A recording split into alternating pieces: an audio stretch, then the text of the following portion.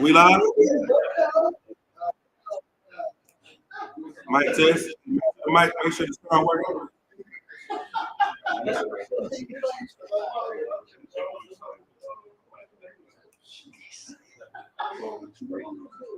Sure, so y'all should have done.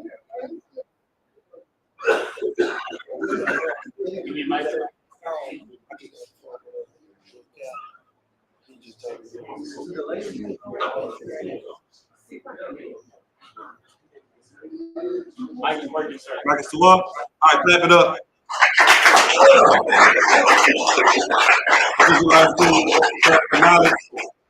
Today is the Sunday Scripture Breakdown class.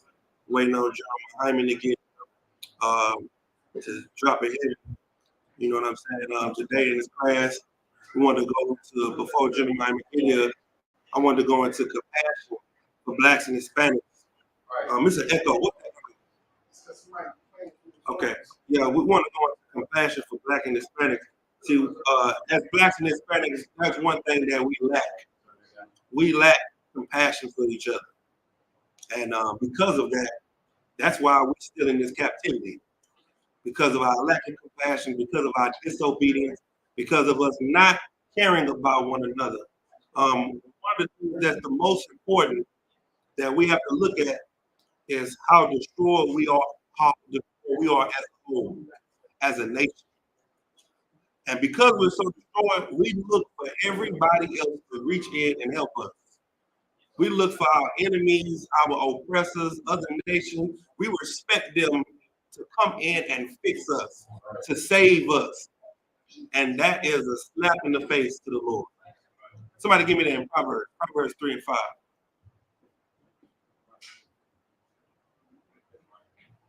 Get it, Pastor Mike. Can we hear? Can you hear me? Start, yeah. You good? Okay. All right, somebody go ahead and read that for me. Yeah. Give him another mic.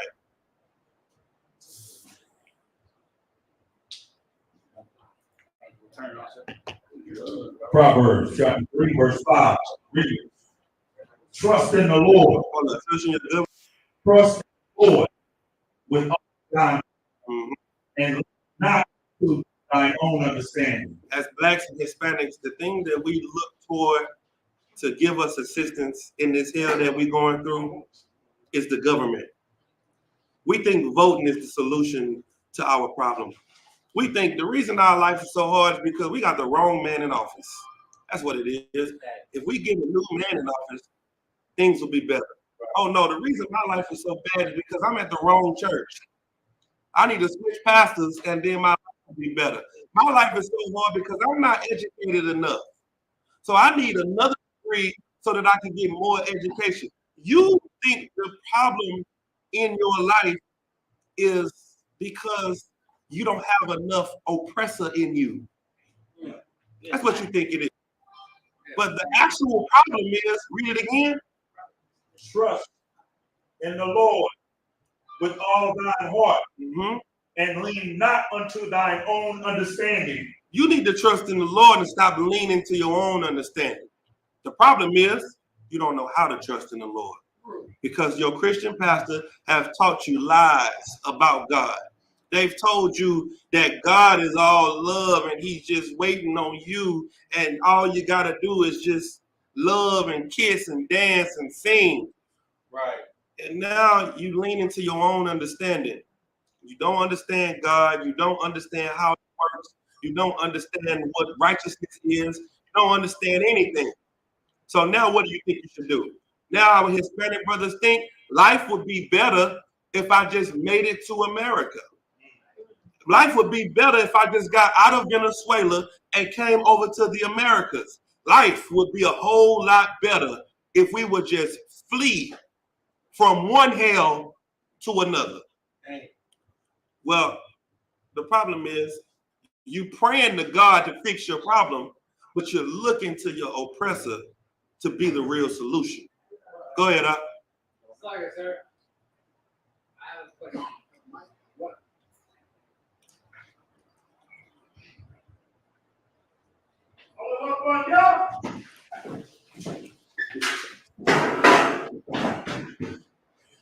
Barack?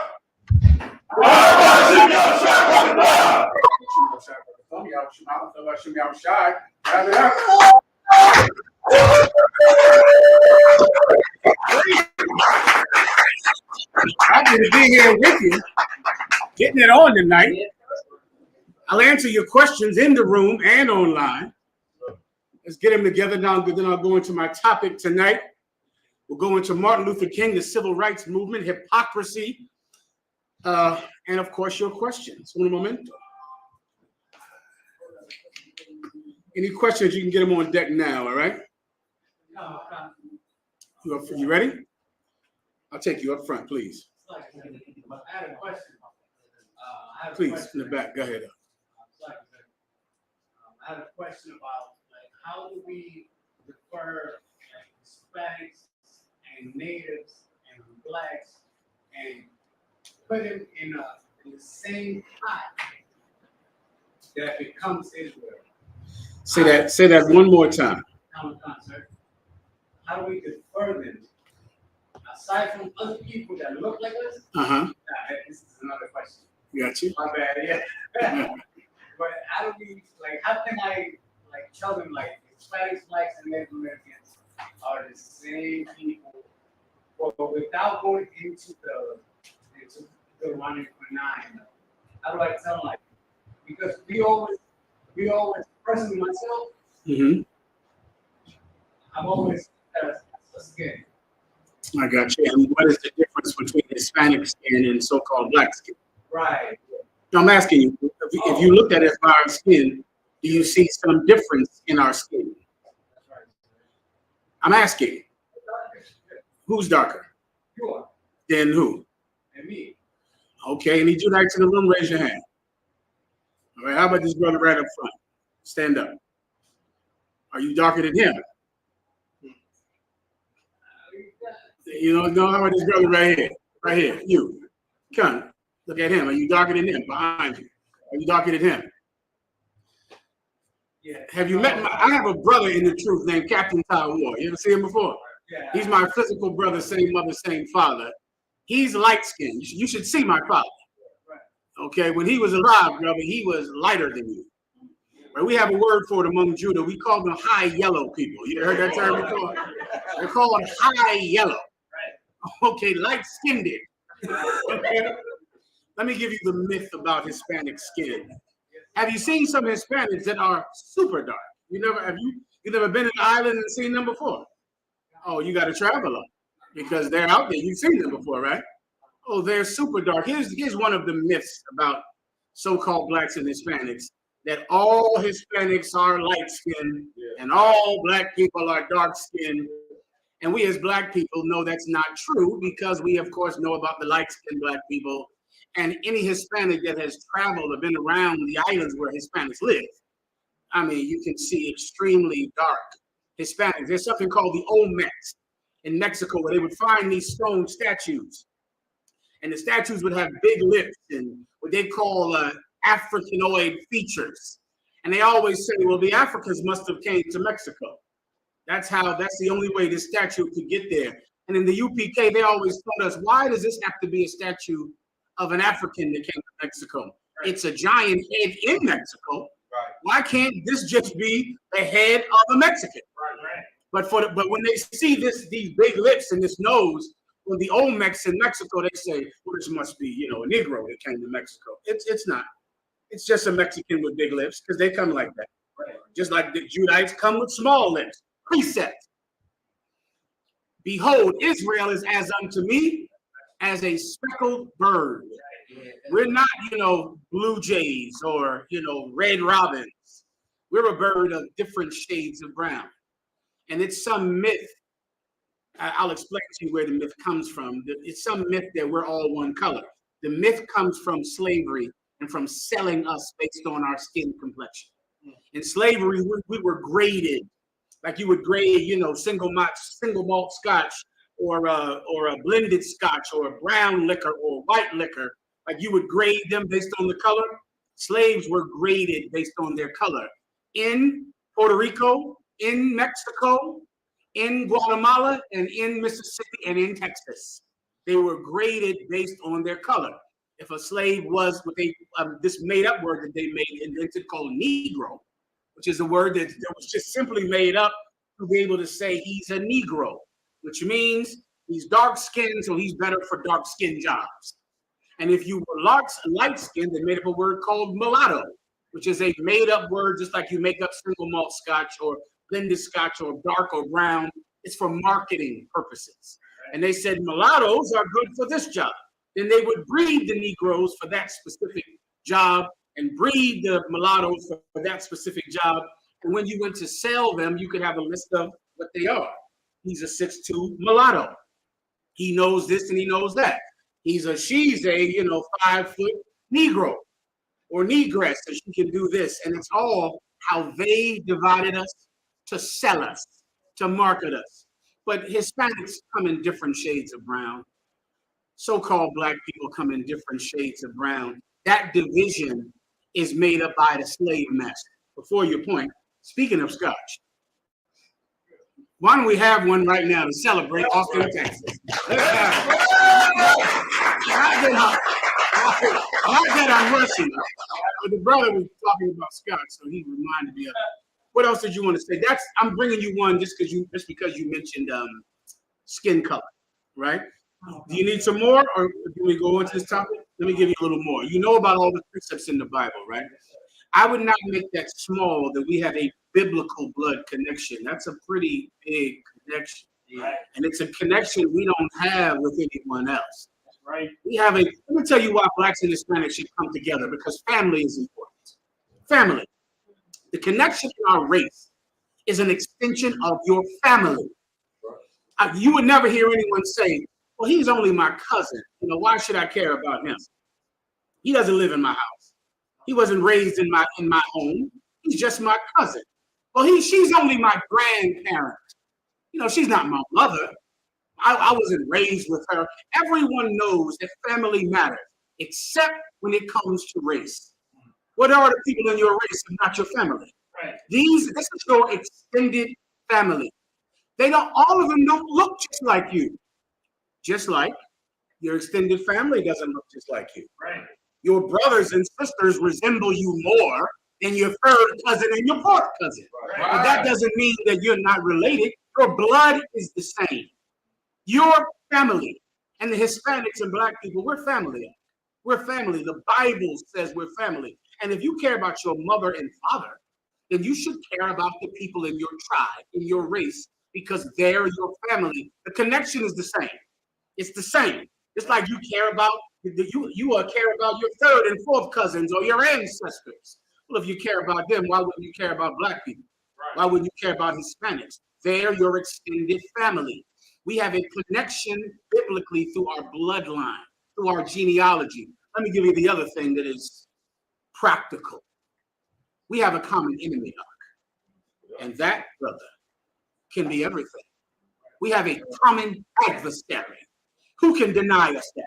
Who can say, if you don't know biblical history, if you don't know the genealogy of blacks and Hispanics, if you don't know that, if you don't know, if you can't notice that there are darker skinned Hispanics, maybe you just never noticed it before. Have you been to the Dominican Republic once or twice? You know what they say? What Dominicans say? They're not black. Right, yeah. Dominicans are darker than me, and they say they're not black. Why? Right. Because they weren't sold as black people.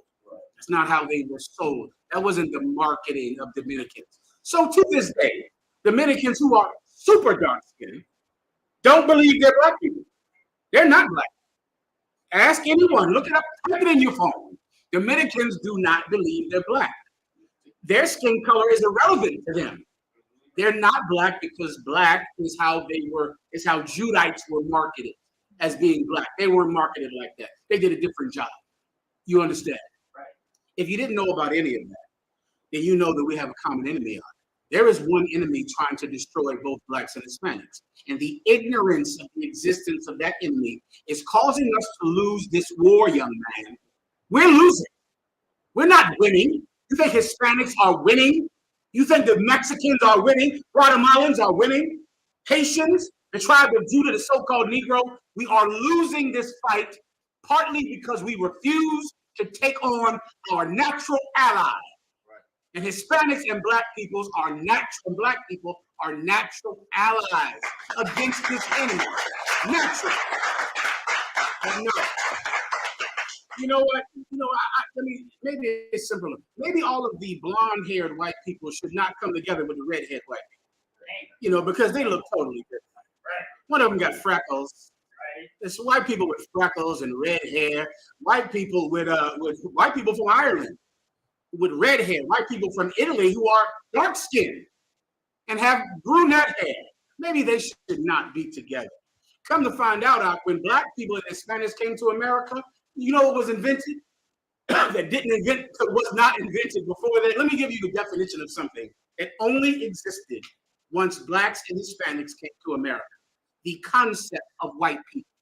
Yeah. Before Hispanics and black people came to America, there was no such thing as white people.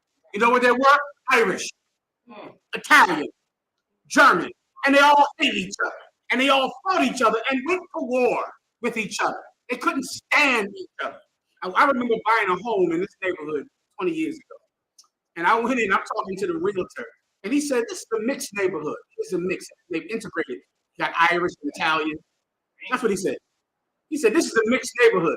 Irish, Italian. I remember going, mixed? Irish, and what the hell? That's not mixed. It is to them because they were separate. There was the concept of white people only existed to make a difference between every group of white people and you. So they could do what? Come together under one name. Before that, there was no such thing as white people. The Irish hated the Italians and fought the Italians and would not move into a neighborhood with the Italians. The Germans, everyone hated them. They couldn't stand them. They were all enemies and they would not live with each other. They would fight each other and unalive each other. Then black people came out of the South and started to just spread, and the Hispanics kept coming over here, coming over to America. Then they began to say, you know what, instead of being Germans and Italians, we're white people now. Now we're white. Right. When the slaves were freed out here in the South, and the slaves began to get power and authority, then people had to step up and protect the white race. Right. Before that, they were Scottish and Germans. That's what they were. People from Scotland who hated the people from England, who couldn't stand them. White people realized that they had to band together or else they would lose to us. And they did. And here you and I go in 2024, living in the same ghetto, watching the news every night, you know how many people are in prison in Texas? More people than anywhere on the planet Earth. You understand me? On the planet Earth. It used to be California years ago when I first came into the truth. Around the time of Bill Clinton and George Bush, it was California. Now it's Texas. Texas has more people in prison than anywhere on the planet Earth. Texas unalives people, brother. I mean, at an astonishing rate. I think you have China, Iran, and America. That's the list of how many people get unalived in prison with capital punishment. No one arrests more blacks and Hispanics in prison. If you go to prison, who in the hell are you going to see? Who's in there? You and me are in there. That's who's there. And guess what? In that environment, we're still separate. We still don't realize that we're sitting here in prison fighting over Fritos and donuts. We still don't get it that we're losing this war. We're losing. Well, since you love white people so much, I appreciate your word. Why don't we do something that white people did? The same way the Germans and the Italians realized that they had an enemy and they had to band together, we should realize that we have an enemy and blacks and Hispanics should band together. Orally.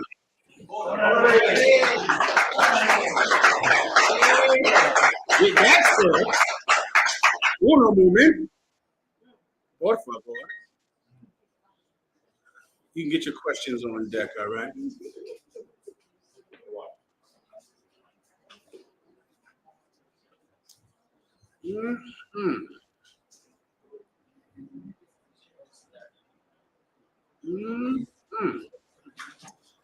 Yashika gave me so many good notes. I got so list. How bad are one of you Hispanic brothers in Spanish? Don't play. Y'all should charge new. Give me a half an hour. Right. Damn right. Okay. Share with me right there. He sent me this, sent me that. Stand by. Stand by. All this is good. Stand by.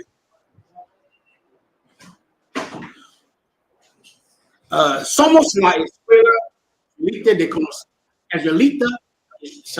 Somos la escuela de conocimiento práctico universal desde 1 Oeste Calle 125 Harlem, Nuevo York, bajo el comando de el general Mahayaman desde 1969.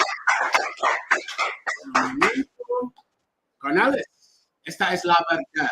Si tú eres latino, negro o indio nativo, tú eres Israel, el pueblo elegido Dios, tu madre y tu padre, y sin que somos un culto, y mantienen su iglesia sin culpa. Pero la iglesia es culpa de todo lo que nos está pasando. Órale.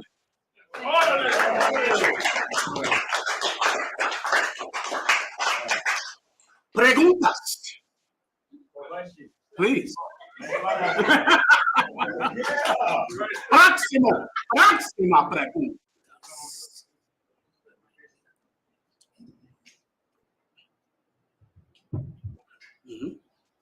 Shalom in Christ. Can I get a breakdown, sir, of the book of Matthew, chapter 24, verse 29, to 31? Specifically, what does it mean? The star shall fall from heaven, shaking. Oh, well, you're seeing that every day, young warrior. But you see, that's happening with Puff Daddy. That's happening with Donald Trump. That's happening with George Washington, Thomas Jefferson. These are the people of your childhood, idols of your childhood. Right? There was a time, brother, you couldn't say anything bad about Puff Daddy. I remember that. He was the example of black excellence. If you thought about the term black excellence, it was Puff Daddy at a party with Barack Obama and Jay-Z and Beyonce. And they embodied everything you wanted to be. T.D. Jakes, they used to try to kill us at camp over T.D. Jakes. You know that, Yatazak. They hated you over T.D. Jakes. They wanted to fight you and call the police on you over T.D. Now that's laughable. It's like a laughable notion that someone would actually feel physically violent over an insult that was made to T.D. Jakes. Brother, that is not how it was 7 years ago, 8 years ago. Right. Creflo Dollar, forget about it. Right. Thomas Jefferson, people that were always slave masters, and we would fight the reputation that everyone had of these men for years. Now, they're falling in reputation. Right. Now everyone understands who they are better than they did before. That's what the scripture is talking about. Go ahead and read it, boy. Oh, God, so this is the book of Matthew, chapter 24, verse 29. Immediately after the tribulation of those days shall the sun be darkened, and the moon shall not give her light. Yeah, this is not talking about an eclipse. Right? I understand this entire area is a bunch of moon worshiping hippies. Right. That's the problem with Austin. A ton of white hippies live in this place, and white hippies love to get high. And when you get high, you need a God that you can look up to who does not tell you what to do. Right. And the sun has always been perfect for that. Since Egypt, the moon is excellent because you can go, wow, it's so beautiful. And then you can look down and have sex with whatever you want. Eat whatever you want. Do whatever you want. But you can just wonder at the magnificence of this thing in the sky. And people, hippies and idiots have always worshipped the sun and the moon because the sun and the moon are beautiful, but they don't talk. They don't give orders. They don't have rules. So many people will read this precept and think this is talking about this solar eclipse, which means absolutely nothing. Right? It's not. It's speaking about something that really does affect your life. And that's the people you look up to. You understand? That's the sun and the moon because you look up to them. This is talking about Puff Daddy, black excellence, the preacher, the civil rights movement. Let me hit you to how ridiculous the civil rights movement is. And this is more known than it ever was on the planet. The civil rights movement, a lot of it took place here in Texas, as you know. You know, this is a powerfully Christian place, Texas. Christians are so powerful here, and so much of the civil rights movement happened here. You want to say something, brother, in the back? You had your hand up? Please. So this is a correlation of serving. They need the microphone, warrior. Go ahead. Is this a correlation of us serving those things as an excuse to commit sins? Okay, think of it a little differently. You serve these things because in serving them, you can't commit any sin. There is no sin. Go ahead. It's a lot, sir. Mm-hmm. But like we find, like this is like a celebration Mm-hmm. of those things. What is a celebration? I don't know. You mean the solar eclipse worship and people thinking it's a big deal and thinking that it means something about Jesus or space or something like that. Is that what you mean, the solar eclipse? So say what you're saying again. What's your point? Like that's like we correlated to justify these. It justifies us believing other guys. It's gonna go for the kids and whatnot. Oh, it justifies it, meaning the solar eclipse gives us a reason to worship it. Is that what you mean or not? Yes, sir. Yeah, I think that's right. Fine, I'll take it. The point that all you need to know is that don't worship it. Make sure that's firm in your mind. Right. Do not worship the sun. Don't worship the moon. I'll give you some precepts on it tonight. The sun and the moon are creations here to serve you. You're not supposed to serve the sun and the moon. The sun and the moon serve you. Right. You understand? All right. I'll prove that tonight for you brothers that might need it. What I'm trying to make you understand is why the sun and the moon have been so worshipped throughout history, and why the Most High God has not been so worshipped throughout history. Because the Most High God has rules, and the sun does not have any rules. It's simply something beautiful to look at, like the goddess Beyonce. Like her. She's lovely to look at, and you can look at her and then go about the business of being the immoral, disgusting bastard that exists. And guess what? Beyonce is fine with that. She's not going to reject you. The sun and the moon will never reject you for your immorality. They'll always be there for you to say it. Look up to. This is talking about celebrities, politicians, your idols. Even that term is a statue. But what have people become? Idols. Everyone understands. Am I done here? Go ahead. Like I said, I could just to your last point. I picked my kids up from school today and dropped them off at their mothers. And I'll be getting this weekend to come to class and clean. But so they both asked me, my son and my daughter, they were like, "Hey, Dad, we're gonna bring our glasses with us." Glasses with us. I said, "Glasses for what?" They were like, "Look at the eclipse." That is all watch the eclipse. And I was like, "Okay, I'm gonna talk with them behind you."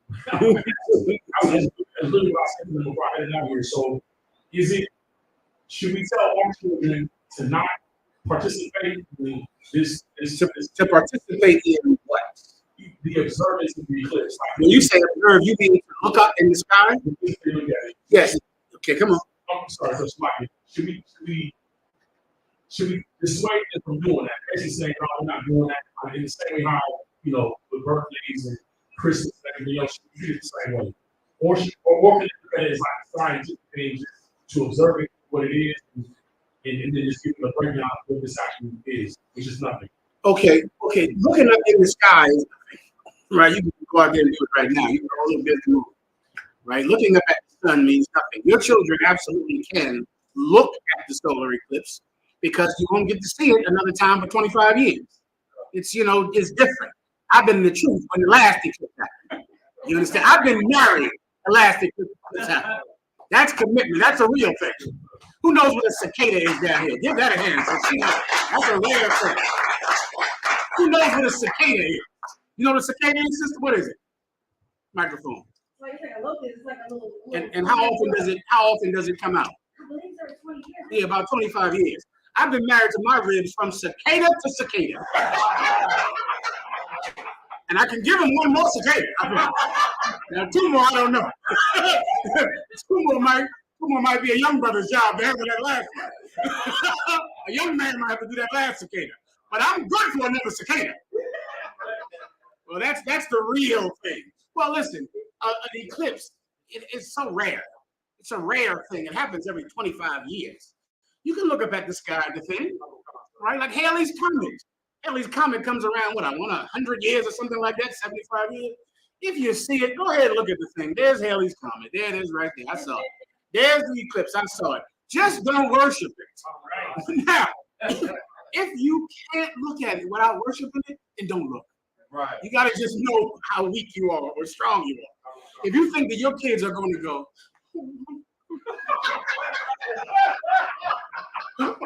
then go inside the class.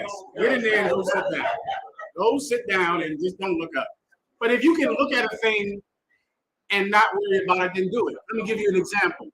Can you listen to hip hop music without doing the thing they're saying? Because some of you are dumb.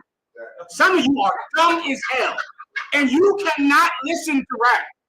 Because if you listen to rap, you are going to do what the rapper tells you to do. You're going to hit with sell drugs, pop Molly? Right. Pop Molly, you say. Are you sure? Take Percocet. Are you sure about that? Oh, I guess I must go take Percocets. I have to take Percocets. He said to take Percocets. You heard Future. You heard him. I got the breakdown on Percocets. They gave it to me. I got Snoop Dogg's breakdowns on weed. I have to do it. If you're stupid, then don't listen to hip hop either. Because you're going to hear about someone's robbing and stealing and having sex and having threesomes. Right. And you're going to have to go do it because they're your idols and you look up to them. Other people can listen to hip hop, bop their head to it, and turn it off and not live like the rapper. They don't feel that pull to idolize the person you're listening to on this music. If you're stupid, you shouldn't listen to hip hop. If your kids are stupid, they shouldn't look up in the sky. All right? Next. Come on. Toxic. Go ahead. In Leviticus 20:20, when it says that they shall bear their sin and they shall die childless, I got a question on that. No problem. Leviticus chapter 20, verse 20. And if a man shall lie with his uncle's wife. You need the microphone, Warren. Go ahead. Check this. And if a man shall lie with his uncle's wife, he hath uncovered his uncle's nakedness. They shall bear his sins. They shall die childless. Your question in particular? The question is, how do they bear the sin? And with the dying childless, does that have to do with their child would be like a bastard or would come to the congregation, or does it mean like the Lord make them parent? It means they're going to be unalive. That's how they're going to die childless, because somebody's going to walk into the house, drag them out to the outskirts of the city and stone both of them. So they're going to die childless. Now, if you didn't want to get stoned, what would you have to do? Not sin. Oh, well, let's say you did this, but you don't want to be stoned. Think logically. Okay. Run. Right. And that's where the Gentiles come from, the people who are cut off. They're fugitives in the Bible. So there would be sins pronounced that would mean they have to be unalive. And they would be gone, cut off from their people. They don't come around. And if they do come around, people say, who are you? Who's your father? Because maybe you were the child of one of those bastards that ran out of here because they were an adulterer, or they had sex with their uncle's wife or their father's wife. And you would have to run your lineage down so they could know who you were. Because if you were from him, you couldn't come in here because your parents were supposed to die childless. So this is a law you got unalive. The Israelites have a lot of laws that put stones on your dumb head. You understand? A lot of them to deter foolishness. You get my point. Anything else? No, because normally there was I just didn't know if that would have been that they got put to death. Because normally it specifically says how to put them to death as well. The priest knew both of those precepts. Just think that how this one is saying. This one is explaining it more. They shall bear their sin, which means what? That they're going to deal with the repercussions of their actions. That's what bearing your sin means. Meaning you've done this thing, now you're going to handle the repercussions. That's how you bear your sin. I did the crime, I have to do the time. Right? So many people snitch because they can't bear their sin, like Al Sharpton. He's a snitch. A lot of your cousins and your family members were snitches. A snitch exists because he gets arrested, and instead of just saying, they got me, I did it. I'm going to jail. I'll bear my punishment. They say I'm not bearing my punishment, so I'm going to give up all these people and let them take their punishment. I'm going home, which is why a snitch is a disgusting thing. Because if you did something out, handle the repercussions. Go to jail. Right. Walk in there and go to effing jail. You understand?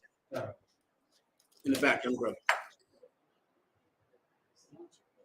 Please. Did the law start with Adam or Jacob? The law? Yes, sir. The law starts with Moses. The law. Now, what is the law? 6 books that are. No. The law is the state-run organization that instituted the traditions that Aaron passed down to his family. That's what the law is. Think of the law as the government, the police. That's the law. Before Moses, I'll give you the perfect example. Who was the first murderer in the Bible? Cain. Did Cain get stoned? No. Cain didn't get stoned. Cain, everybody hated what Cain did. He had to run and hide in the mountains. He was a what, Katazar? He was a fugitive. He had to leave. Because everybody said, he did what to Abel? My God, this thing is unheard of. No one ever did anything like this. He had to go on the run and hide. And he lived in those mountains and raised up children in those mountains. And those children became just as wicked as he, even 7 times more wicked than he. That's in the Bible, young man. Even worse than that. Right. But there was no cop that dragged him out of his cave and said, you have to be put to death. The Most High said you couldn't put him to death. Right. That was before the law. The ark of Noah's Ark. You're familiar with that story, right? 7 of every clean animal was taken on the ark. 2 of every unclean animal, which tells you what about Noah? He had the law of the dietary law.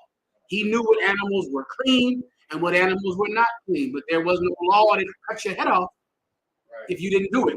Our laws were traditions, family traditions, things we decided to do. That's what Adam said. Adam said, because he married Eve, from this point forward, a man shall leave his mother and father and take hold of his wife. That was the family tradition, to only marry someone in your family, flesh of your flesh, bone of your bone, family that I made from my family. It wasn't the law, it was the tradition. It was what we accepted as a family.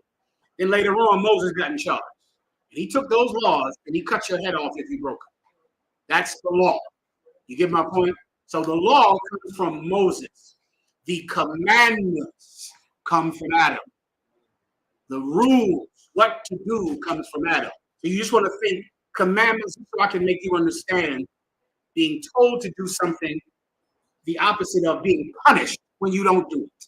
Being punished when you don't do it is from Moses, and that is considered the law in the New Testament. You understand, young boy? Next. Up front.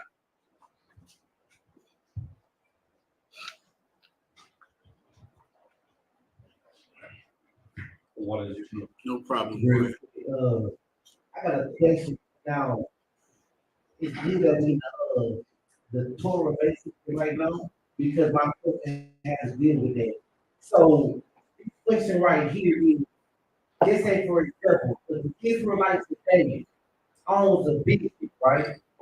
Are we required to keep Deuteronomy 24 and 15 when it states that Deuteronomy 24 and 15 says, and this day thou shalt give them his house. Neither shall the sun go down upon it, for he is poor, and sit his heart upon it. Lest he call against you unto the Lord, and he sins unto thee. So basically, it's speaking about being paid the same day. Of course. So I'm wondering, my question is, if I own a business and I heard this he doesn't wrong, will that require me to pay the same day? Or can I pay him the way the white folks because today weekly, bi-weekly, or monthly? I got you. Well, that's an important question for brothers that want to try to become entrepreneurs in America. Here's what you have to realize if you go start a business. You'll find out what most business owners and entrepreneurs find out is they don't really have a business. You understand?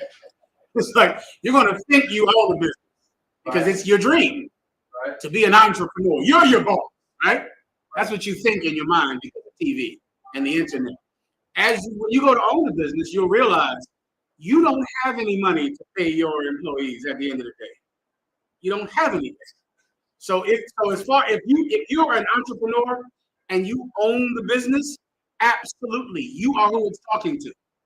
You are the one it's talking to. You have to take the money at the end of the night and pay him for what he's done today, like a day worker, which a lot of brothers do that. They're day workers, right? That person who can do that is an actual business owner. What you'll find in about 80% of the cases is when you go to try to pay your employee at the end of the night, tomorrow the doors are shut and their business is gone. And then the brother will go, well, where am I working at today? You'll say, find both of us a job because I don't have a job. I don't have a business anymore. So you're not really an entrepreneur. You just want to do it in your mind because in your mind, it's easier than working in slavery. 80% of people will find out it's a lot more difficult and you make less money being your own boss. You make less money doing it. So, but once again, if you own a business, yes, make everyone a day worker. It's the law. If you own business, if you don't, and really the bank owns it, or your landlord owns it, then you're just an employee, just like him. And really, you're not getting paid, and neither is he. You're taking home nothing. He's taking home nothing. Both of you are just hoping that one day maybe this dream will come true. But you don't really own a business, which is why you're poor and have nothing and sleep in the back of the business. You get my point? You're sleeping in there because you don't really own the place. You have no money to give your employee. You work there just like him. You're a manager because you work for the bank. You work for the landlord. You work for people who bring you your goods. They're real. I forget what they call them. Suppliers. Whatever. You work for somebody, and you're really getting up for them, and you're not getting neither is one of you. Next. One more minute. Go ahead. Anyone online? You got it, boy. This is Malachi chapter 2, verse 14 to 15. This is a general breakdown to see the metaphor. Verse 14. Yet say, wherefore, because the Lord hath been witness between me and the wife of thy youth, against whom thou hast dealt treacherously. Yet was she thy companion, and the wife of thy covenant, verse 15. And did not know yet had he the residue of the Spirit, and wherefore of that he might set the God to see. Therefore, said he to if you could, I'll give you a question in specific. Is this metaphorically? Because sometimes the Bible is twofold. Sometimes it is metaphorically. All right, so you need a breakdown from the top? Come on. All right, go ahead and read. Continue to read or back from the top. Back from the top. Verse 14. Yet say whereof, because the Lord hath been witness between thee and the wife of thy youth, against whom thou hast dealt treacherously. Yet is she thy companion and the wife of thy covenant. I'm missing what's the part you think might be metaphoric? Relating to like is it just talking about the covenant, or is it really speaking about? Oh, I got you. I understand. Where are you at? I need to read above it a little bit to get that point. All right, Malachi chapter 2, verse 14 and 15. Go ahead. Verse 11. Please. Verse 11. Judah had dealt treacherously, and an abomination is committed in Israel and in Jerusalem. For Judah has proclaimed the holiness of the Lord, which he loved, and married the daughter of his friend God. Keep going. Verse 12. The Lord will put off the man that does this, the master and the scholar, out of the tabernacle of Jacob, and him that offered an offering unto the Lord of hosts. Verse 13. And this have ye done again, covering the altar of the Lord with tears. Where's your question at? how much further down? The next verse, 14. Go ahead. 14, I'll continue. You can stop there. That's not a metaphor. Okay. That's direct. What is it speaking about? Same office. It is speaking about the covenant of breaking sin. What's the topic? The topic It's is a direct topic. You ready? the wife of you. And what have you done to the wife of your youth in this context? Dealt treacherous How? by not being faithful to the wife. And how did you demonstrate that lack of faith? By creating abomination. Read about it when you started again. 13. Wherever you started. Okay, 11.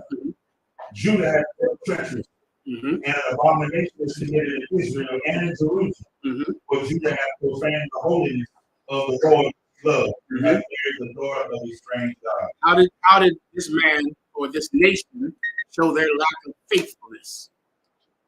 By marrying the daughter of a strange God. Having sex with women outside your race is an insult to Black and Hispanic women. It's an insult to them. It's a rejection of your mother, of your sister.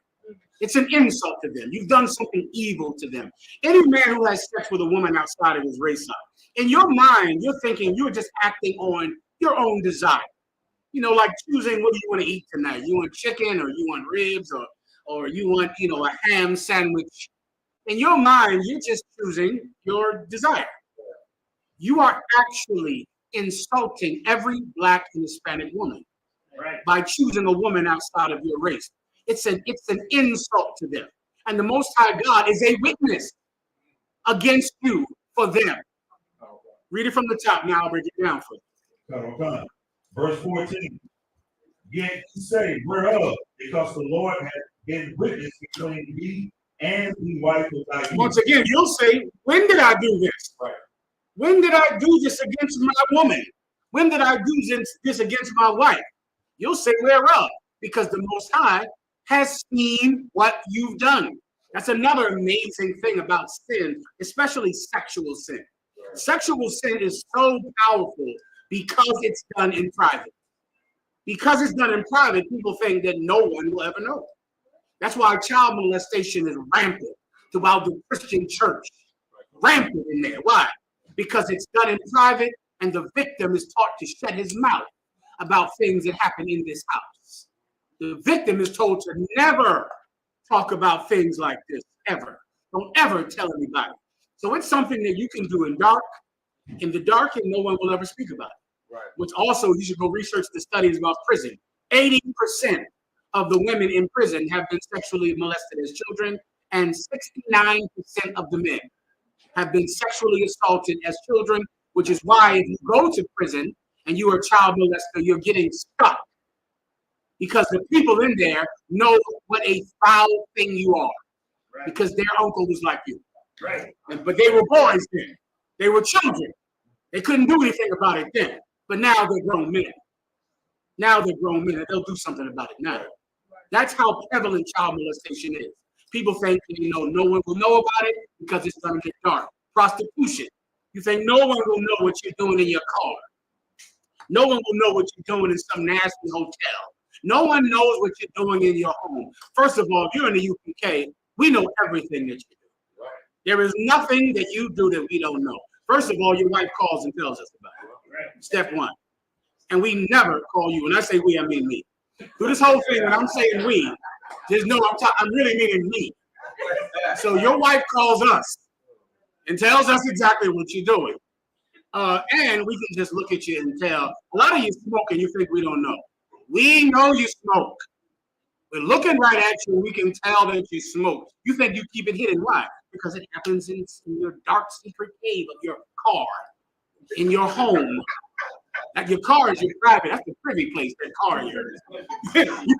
you think a lot of you in that Uber, you Ubering so goddamn much.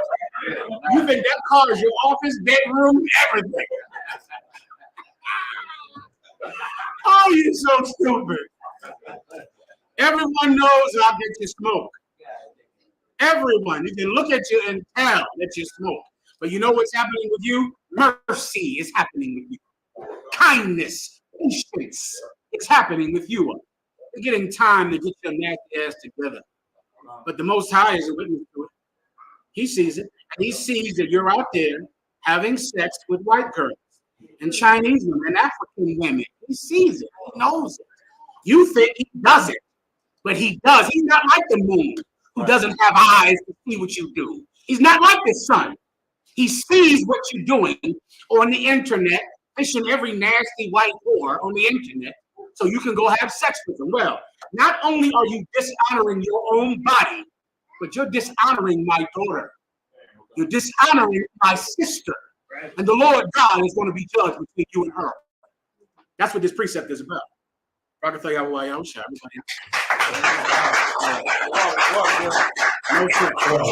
any questions online? Are we online? Go ahead. We got one question online. Officer Lacan.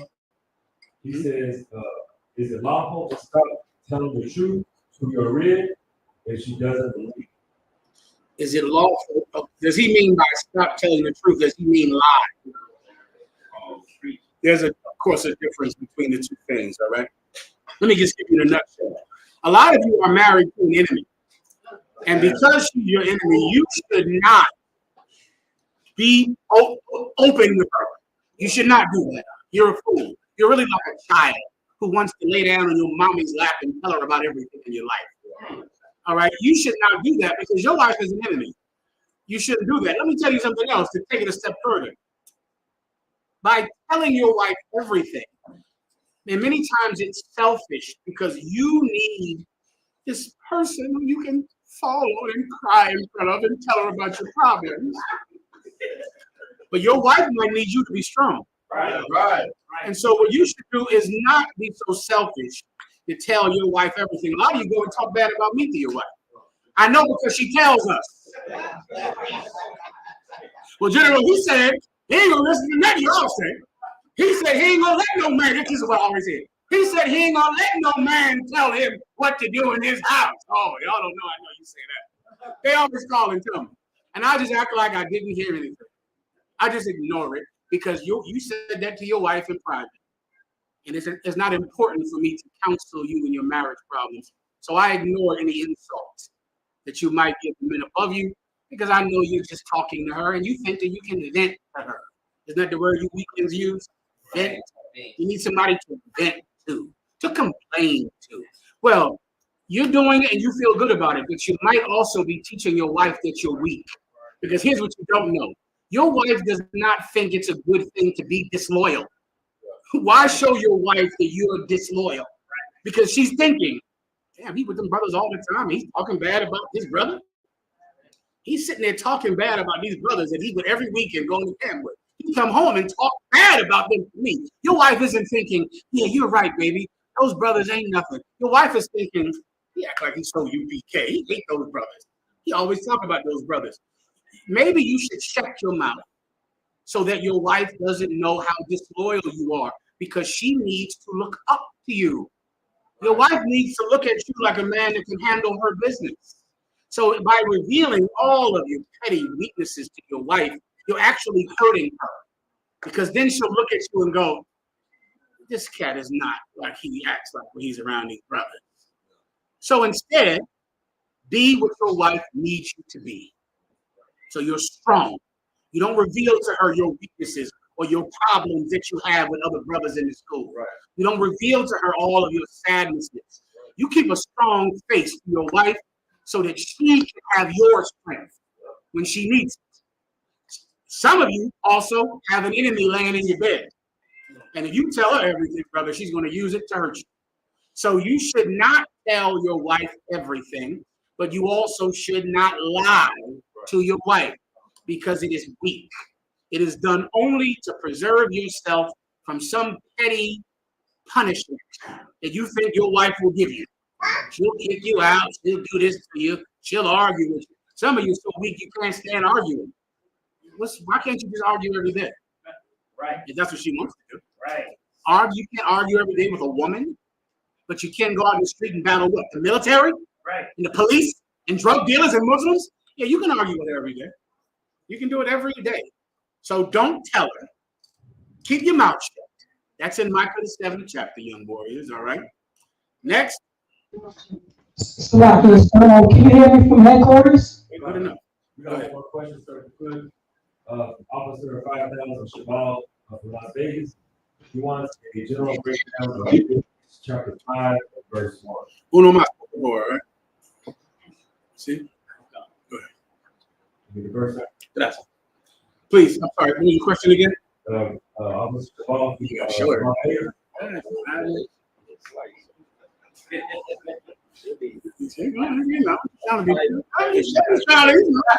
Have a little class. This might be everything. Hell no. Who knows? So I need to chase it through if I could. I will take more of that. What was the question again? Officer Shabal, Officer 5000 Shabal from Las Vegas. General breakdown of Leviticus chapter 5, verse 1. All right. Okay. Leviticus chapter 5, verse 1. And if a soul sin and hear a voice of swearing, and is a witness, whether he has seen or known of it, if he do not utter it, then he shall bear with iniquity.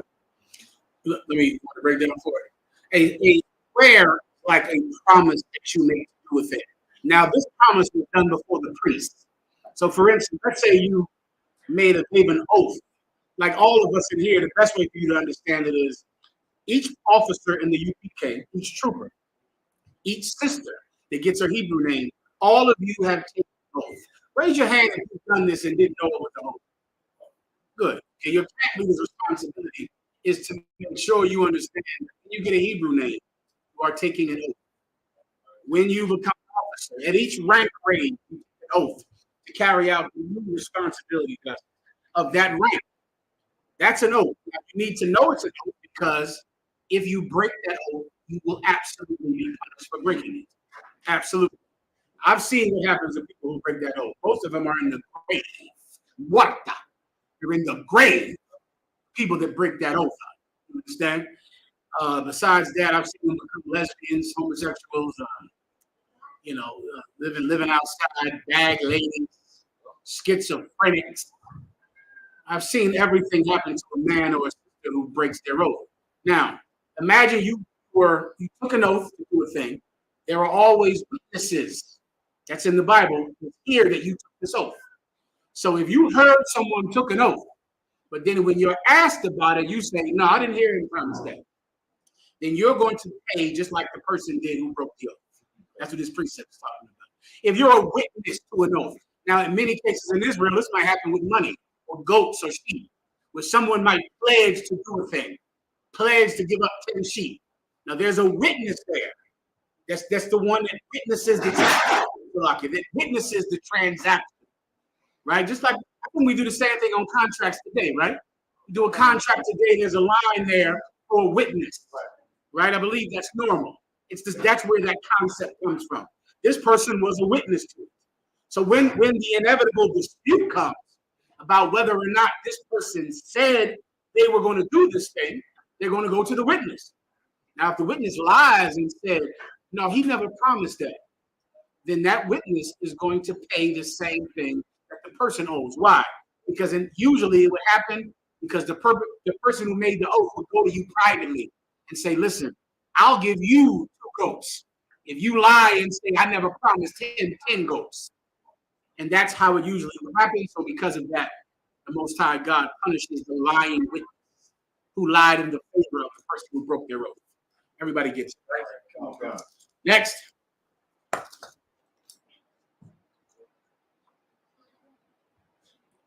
Any questions in the class? Captain in the back. Right, sir. Melchizedek is Christ's final form, meaning is he Christ? I don't know. I don't know. I know how I'm thinking. Okay. Final. What do you mean by final? Okay, like how when you transform. and the end of the line Right. is that Melchizedek. Okay, there's no scripture that says Melchizedek was taller than anyone else or that had red eyes and a white beard. So I could not say that when Christ was transformed, he was Melchizedek. That's not in the Bible. I would have to say that Yahushua is the last form of Christ. Because the Yahushua that the apostles saw after he rose from the dead, they could not recognize. And in the Apocrypha, when it describes how upon Mount Zion was one taller than anyone else, and he was putting crowns upon their head, that was Yahushua because it says Jesus in that same chapter. So I would have to say that Yahushua is the final form of Jesus Christ. You understand? The reason I asked is because it's called a king and priest, and he didn't get that title until at the end of the war. Get the title? Well, he absolutely had the title as Melchizedek.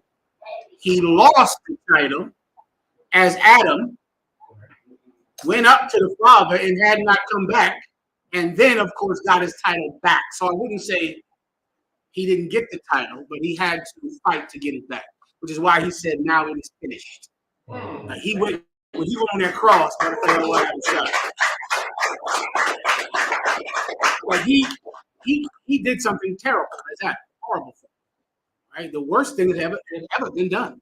And because of one man, death came into the world, but also through one man did life come into the world, and that is the second Adam. So he already was chosen by God to rule the planet Earth. He was already the King of Peace. Then he, of course, lost it. Then he appeared to Abraham simply to receive tithes and to do nothing else, and that's in the book of Hebrews. He appeared to take the tithes, and then he went back. He was only there to establish the new priesthood that would supersede the Levitical priesthood. Then he was gone. So Melchizedek was an appearance. Just think of it like that. He disappeared, take tithes, and he left. And that was that. And then now he's still waiting to earn his chance to get back what he failed in getting the first time. And then on the cross, he did it up. He did it. You understand? Wow. No problem. Captain. You jog my memory about this. And yes, it's the first chapter. It's talking about regeneration. It starts off talking about how one generation comes with another generation has to punish itself. Yeah. It talks about the circuits of the wind and how basically there's nothing new under the sun. Yeah. In the cycle in regeneration, like the generation, is there like an amount or set as it recycles? An amount or set what? Number, generations that pass? Before what happened? Before it starts moving. Before every generation is something you have seen. Is it recycling in like an order? Okay, it is an order. That order is based on natural lifespan. You ever watch an old black and white TV show ever? No. Or a TV show? This is how when I began to notice I was young in school. There was a time I began to look at an old show I would watch as a kid. Right now, I watch it later on in life. And there was a time when I would look at this show and everyone on this show is dead. Like they'll just do that one time. Just turn something on and you'll look and go, well, that person is dead. That person is dead. The people, the credits rounding up of the cameraman, they're dead. That's the generation passing. Like the time, there's a natural lifespan of people. When you can confidently say, well, no one is alive from when that happened. They're all gone. That's a generation. You understand? So go ahead. Come on. I guess I meant more so as far as like that generation passes. But I guess as far as coming back. You mean when do you come back after you die? Right, like is that set in those generations? No. When you come back, you will be as the angels of God. You will come back when He wants you to.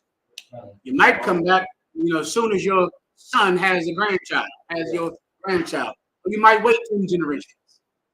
Right? You're coming back, but when you come back, everything about your new life is up to Him. Everything. You're doing what you can do to set yourself up in the best situation you can in your next life. You want to come back in the truth, so you better be in the truth now. You want to serve Christ, so you better serve Him now. Right? You're doing what you can. After that, it's up to the Most High. He decides how you come back and who you're born to and when you're born. Time is always something that is up to the Most High. Time is not math like the Romans.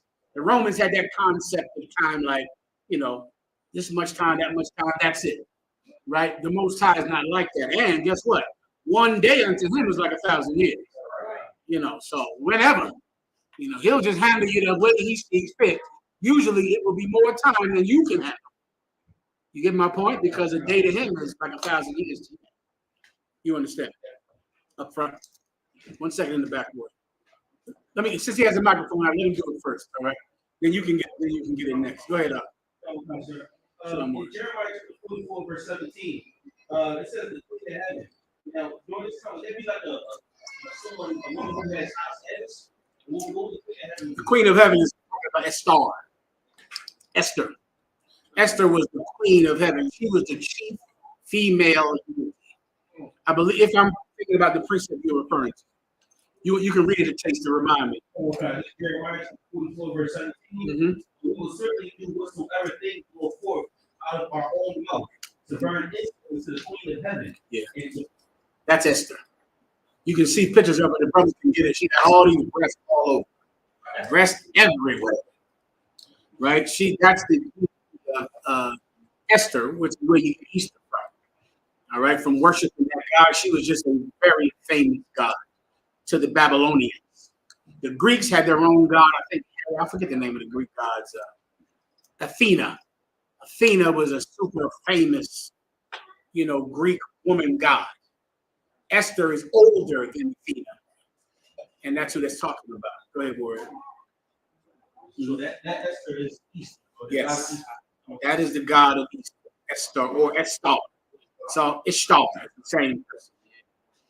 You got it, Warren. Oh, no, sir. So it's kind of in conjunction with Captain Carter's question. So when Christ would talk to the Pharisees, or he would talk to the Israelites at his time, and he would reference he would say generation of vipers, or this wicked generation. He would cite the blood of Abel, now Zacharias, who you choose to also. Is he labeling them as a generation that returned from doing wickedness from another generation and has come back? Yes. He's identifying them spiritually, or is it? I don't think he's identifying spiritually. He's identifying them by their actions. Right? It's not magic. Right? The people who hated Christ in the past hate him now. The actions tell you who they are. Right? The Sadducee and Pharisee are the Christians of today, not because of my magic power, but because of what they do. They do the exact same thing that the Sadducee and Pharisee did. And they hate us for the exact same reason that the Sadducee and Pharisee hated Christ. Let me see if we can get this. I don't believe you can. Why did the Sadducee and Pharisee, one, kill Christ? Why did they hate him? Why were they against him? As you know, they're the ones that lied about Christ to the Romans and convinced Pontius Pilate to kill Christ. All I want to know now is, why did they hate him? Young brother right here in the middle. You. Because it was going to take a place when I take them out of power.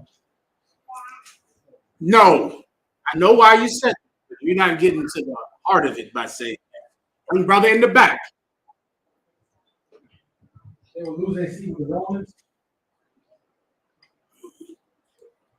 Why would they lose their seat with the Romans? Because everybody would stop following after them. Okay, everyone would stop following them, and then the people would start following who? Right.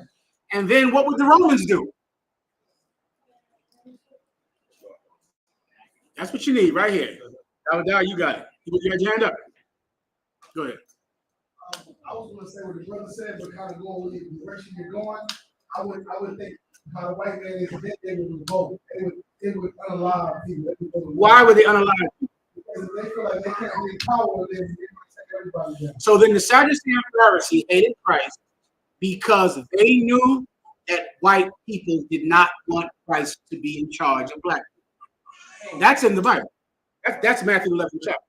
They said, if we leave this man thus alone, all men will believe on him then the Romans will come take away our place and our nation. They knew they hated him because they knew how white people would feel about him. Why do the Christians hate you? You're telling them Jesus is black. They're black. You're telling them that the Hispanics are the chosen people of God. Guess what? They hate us for saying that. A brother called me from California yesterday, him and his wife. And she's from Guatemala. And they were telling me how their father hates us because we say that the Guatemalans are the chosen people of God. They said, how can a Mexican be a Jew and a Mexican? That's stupid. The brothers is a Mexican. The sister's a Guatemalan. They're going to hate you for saying that Jesus is not white. A black person will hate you for that. Brother, when I was young in the truth, this used to keep me up at night with such Judite anger. I was so mad about this. Because I would go out in the street corner and someone would kick the sign of Jesus being black. And guess who would do it every time? Guess who never did it? Never, not once in my career since 1995. It has never happened. You know how many times a black person has kicked that sign? How many times have I heard Jesus Christ ain't no nigger? Guess who? I have never heard that ever from a white man. I have not been in that battle. I have only been in that battle with the same people I'm talking about. They hate us because they know white people are not going to like this type of talk. Right. Because we're troublemakers. You understand? Because we are making white people upset. White people are not going to like this. They killed him over that. They didn't kill him because they didn't like his message. His message uplifted them. His message empowered the Jews. But they knew white people was not going to like that type of talk. And if white people hear that people are following him, white people are going to come and kill us all and get rid of us. So that fear made them say, we got to kill him first. Because if black people start following him, white people are going to kill black people. That's why they killed him. Now, ask yourself, why do they hate you? Why does a black person hate Jesus being black? How could he even hate you? I mean, if I tell you that the person who invented the stoplight was black, who fights you over that? No one. If I say that the first person that invented open heart surgery is black, will anyone fight you and throw rocks at you and call the police on you? No one will do that. So if I say Jesus is black, why do you fight me? Why does that make you angry? Oh, because you know white people say Jesus is white. You know that affects white supremacy. And you know as a Christian, your number one job is to put black people under the foot of white people for safety. Right. For safety. Because then they won't get rich. Keep them singing. Keep them singing. Because then they won't die. Their houses won't get burned down. Well, if they follow these crazy cult leaders, then now they're not safe anymore. And now they hate us. What they don't know is that we're here by the power of God, just like our King. And our mission can't be stopped. What they don't know is we've done this before. We've been here before and risked our lives before. And we're going to do it again. I pray you understand. We're going to do it again. So we will be fighting forever. It will never stop because you will never stop hating the disciples of Christ, and we will never stop uplifting the kingdom of Christ. Everybody, I pray you do. All right, I think that's it. Any questions online? Any questions out of headquarters? Is Asher there? No, I got to cross the line. What we doing across the line? They're going to be running it from back then. I was going to join on my phone. Okay, let me know what I need to do to help. All right, go ahead. We got one question. So, Officer Baraki, Salaki, I have a breakdown of Revelation chapter 21, verse 1. What is the seed referring to in verse 1? What is the seed referring to in verse 1? Go ahead. Okay. Revelation chapter 21, verse 1. And I saw a new heaven and a new earth. Mm-hmm. For the first heaven and the first earth were The first heaven is speaking about white supremacy. That's heaven. That's the heights of aspiration. One day I might get a white woman, live in a white neighborhood, drive a car that only white people can afford. Send my kids to a white school. That's heaven. That's your whole dream. Does it ever bother you that your dream is something that white people just get naturally? That don't bother you at all? That bothers me. It bothers me. If my dream is having sex with a white woman, white men do that all the time.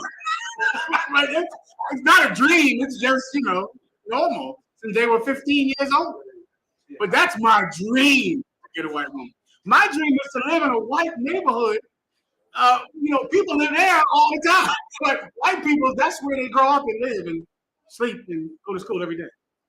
But that's my dream to do that. That's my aspiration in life. That is sad. That's pitiful. And how do you think white people look at you when your entire existence is set around being closer to them? It must make them feel such, pride. You must feel a lot of pride knowing that. Your dream is to live next to me. That's your dream. That's all you want in life, to live next to me. Maybe I'll let you live next to me. Maybe I won't. I'll have to decide whether or not I'll let your dreams come true. That's the heaven today. What's the earth today? The ghetto, the body of the reservation. That's where nobody wants to be. Have you seen life on that reservation? Whew. Ask Captain DeBar Moth about it, brother. And the brothers down there, the Gadak warriors down there, brother. That's a terrible place to live. It's a hopeless place. You see what's happening in Palestine? You hear this? This week, the Israelis, there was a group of 9 people that were coming to bring food to the Palestinians. They called the Israeli military and said, "Listen, we're dropping off food. Pancakes and waffles and grits and oatmeal and a few chickens over here." The Israeli military said, "No sweat, drop them off." They called when they were on the way. They worked it out weeks ahead of time. They called as they were driving there. When they got there, the Israelis bombed them and killed every last one of them. When they were coordinating the food giveaway, the owner of the food program, I forget this cat named Torres in Spanish, he came out in the news today and said they knew we were coming. We were talking to them the whole time. They killed my volunteers on purpose. That's what this cat said today on the news. I wish you could find his name. Some Spaniard, he's a chef. He said they killed them on purpose because they knew they had to make an example of someone trying to feed the Palestinians. So they had to kill them. So they wanted them to go, told them to go, told them it was safe to go just to kill them. Why? Jose Andreas. You can find his video. You hear what he said. Find it for me first. See if you can put it up on the screen. He said it was done on purpose. Now, people, of course, are. Well, hold your point 1 second, Warrior, in the back. He said, this was done on purpose. You might not understand why they would do this on purpose. I absolutely understand why. And if we can have the video, I'll break it down afterwards. All right. Uno más, Warrior. One more, right? Go ahead. Please. Which is what? Well, the seed. That's his question. Okay, stop. What was the first part of his question? You want to break down verse 21, but specifically, what is the seed? Well, okay, go ahead and read that fast. From the top. Heaven and the new earth. The first heaven and the first earth were passed away, and there was no more sea. Okay, the sea is talking about the masses of people. That's what a sea is, like a sea. Think of a sporting event and people waving their hands. There's so many of them. That's a sea. The Bible also says that the dead will be spit out of that sea, right? That they're coming out of that sea, right? The sea is talking about how masses of people agree on a thing. There's going to be no more sea. There's going to be division now. When there was a time, Warrior, everyone agreed that Jesus was right. There was no controversy about it in any way. Everyone knew he was white, and that's that. Everyone believed in Christmas. That's all. It's the birthday of the baby Jesus, and we'll discuss this no further. And that was how things were. And everyone remembers that time if you're old enough. There was no controversy. Everyone thought that Hispanics and black people were two separate races. That was accepted in the same prison, in the same ghetto. You're sitting all there thinking, I'm not the same as you. You're not the same as me. We're all in the welfare line together, going down there together in the welfare line. But we're totally, separate. Totally different people. Those things were accepted, not anymore. You understand? That seed is no longer here. There's going to be a new heaven and a new earth. There's coming a time, and we're building it at the UPK and the commanding general honor, when the idea of a future that is blessed is an idea where blacks and Hispanics rule the world. That's the new heaven.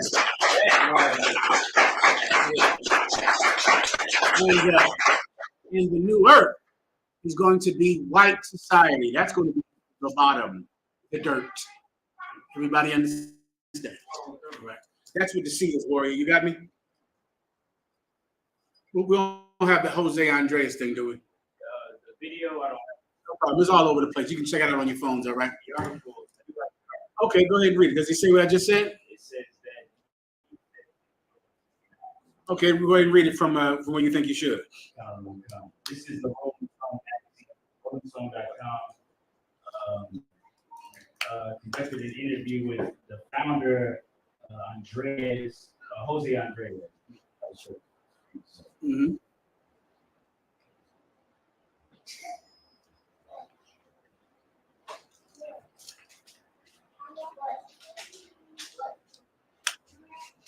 Give me a minute up.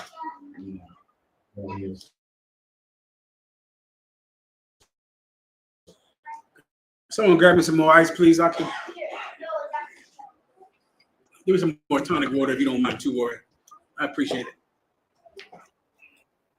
Any other questions in the room? In the back, you got it while we wait. Someone pass the mic down there to him. Or you can come up, either one of them. The brother right here, come on up. Good. Come on up. Jose Andres said, "This is not bad luck." This is the owner of the food program to try to feed the Palestinians that day. He said, "This is not bad luck." Go ahead. Situation where, oops, we dropped the bomb in the wrong place. This is not a mistake that the Israelis made. Keep going. Andres said, even if we were not in coordination with the Israeli Defense Force, even if we were not in coordination, meaning they were coordinating this food giveaway with the Israeli Defense Force. Go ahead. No democratic country and no military can be targeting civilians and humanitarians. No one can be targeting civilians and humanitarians. Everyone remember that statement, all right? Go ahead. The article continues and says, the Israeli Prime Minister Benjamin Netanyahu has acknowledged the workers were killed by an Israeli airstrike. Give me it was done systematically. Let me help you out, young warrior. You see that seat right there? Yes, sir. That seat, that's close to you can be closer to the microphone. So I can get your questions answered fast. Just sit close. No, right here, warrior. Right there, on the inside. Right behind the brother with the last brother. Right there. Siéntate, right there, warrior. Go ahead. Where we at? Go ahead, keep going up. I'm right here.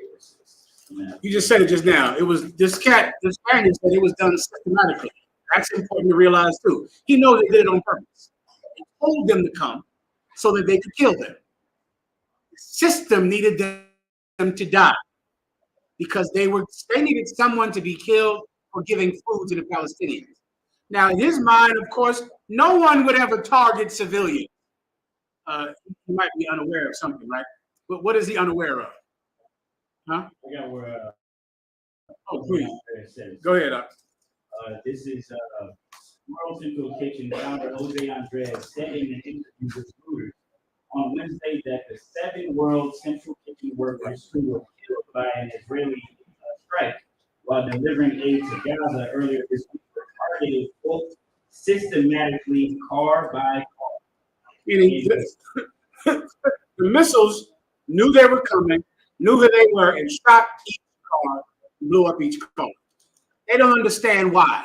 I do, because I'm a nigger in America. I know that you must target civilians. You gotta kill children. You have to kill women. You have to burn down churches and burn down houses. I know you have to kill people on the reservation. I know you have to slaughter Mexicans. You have to unalive thousands of children and unarmed people. Why? So that after 10 generations, mothers will tell their sons, don't you ever come against them. Don't you ever challenge a white person. You go to church and you sing. Don't you ever open your mouth. Don't you ever stand out. What the Israelis are doing to the Palestinians is what happened to you. And in the end, those Palestinians will all believe that Moses was Jewish. Moses is their God. The Jewish people are the chosen people of God. We are all just Gentiles trying to worship the Jewish God. They'll become niggers and spicks. Their mothers will train them to never have courage. Love will dictate that you can never stand up, you can never speak out. If you love your sons, you'll teach them to be cowards. You can't do that by just fighting, the warriors. You got to kill the innocent for that to happen. To scare mothers, to scare children, to scare people that might stand up later. How do I know it's true? Because I've been to the reservation. I've been to black communities where they're so devastated and so sad and so miserable. And their love for the white Jesus is powerfully passionate at the same time. At the same time, they are passionate about the superiority of white people.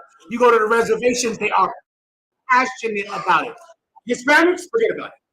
The Catholic Church, brother, you could molest every Hispanic in the Catholic Church. They will never turn from that priest, ever. That's it. That priest can't do anything wrong. They love him. They adore him. And they will never teach their children to not be Catholic, no matter what that priest does. That priest molest them, or you know what they'll say? Well, it happens sometimes, Sometimes things like that go on. The black Christians do the same thing. Why? Because 10 generations ago, we were taught a lesson. They're trying to teach the Palestinians that same lesson right now. Right. Go ahead.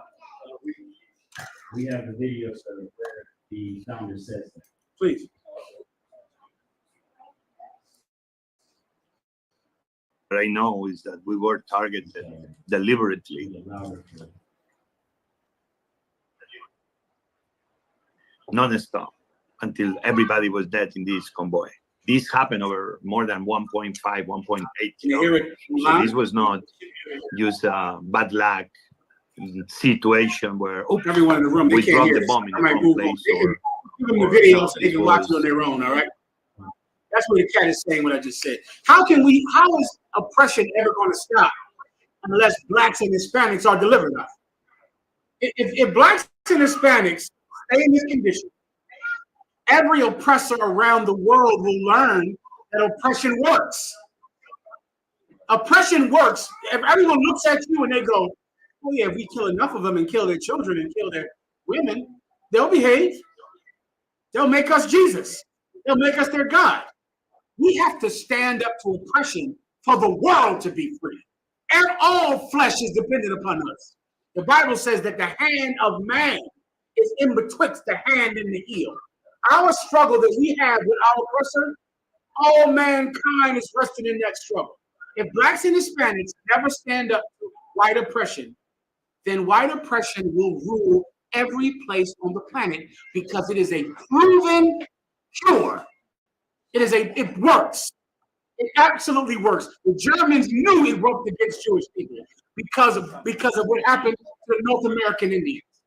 And of course, the Jewish people know that it will work against the Palestinians because it worked against the Hispanics. And it works against the North American Indian.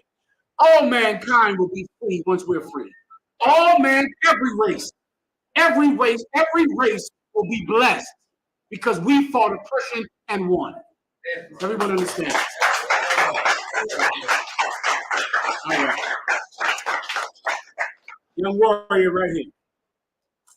You want to give it up? Go ahead. Please. Go ahead, Al. My question was, how come, like you were just mentioning right now, how come Hispanics, blacks, Native Americans, why can't we fight? You said, but they do it to us. Yeah. When you say fight, what do you mean? You know what I mean. Say what you mean. I'll say what I mean. Say what you mean. Right. What they do to us, Uh-huh. as far as murdering, taking over our lands, taking over and indoctrination, psychology, all those things. I got you. How come we can't do it for them? All right, precept.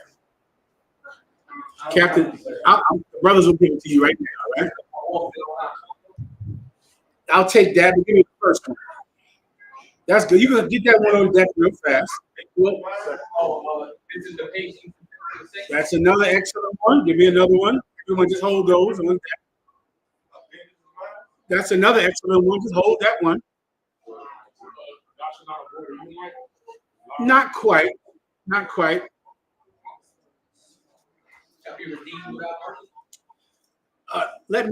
I'll explain it. That's not a precept for this, but there's a couple more. Young warrior right here.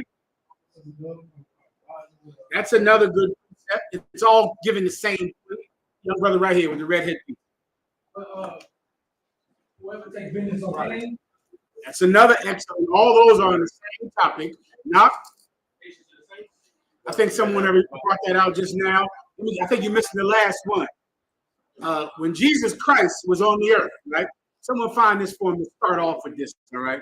Jesus Christ was on the earth, and the Sadducee and Pharisee came to arrest him, to take him. Peter had a sword that Jesus Christ told him to buy. Jesus Christ said, sell your garment and buy a sword. He was armed. The Sadducee and Pharisee came to arrest Christ.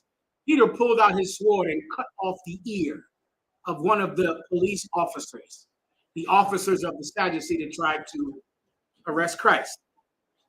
Peter, then Christ rejected Peter, picked up the ear off the ground and put it back on the Pharisee. And the ear was healed. Then Jesus Christ at his trial, he said, if this was our kingdom, my disciples would fight. Knowest thou not that I could call 12,000 angels from my Father which is in heaven, and they would come and deliver me? Here's the key out to fighting the white man with physical violence, right? This battle will not be won with your strength.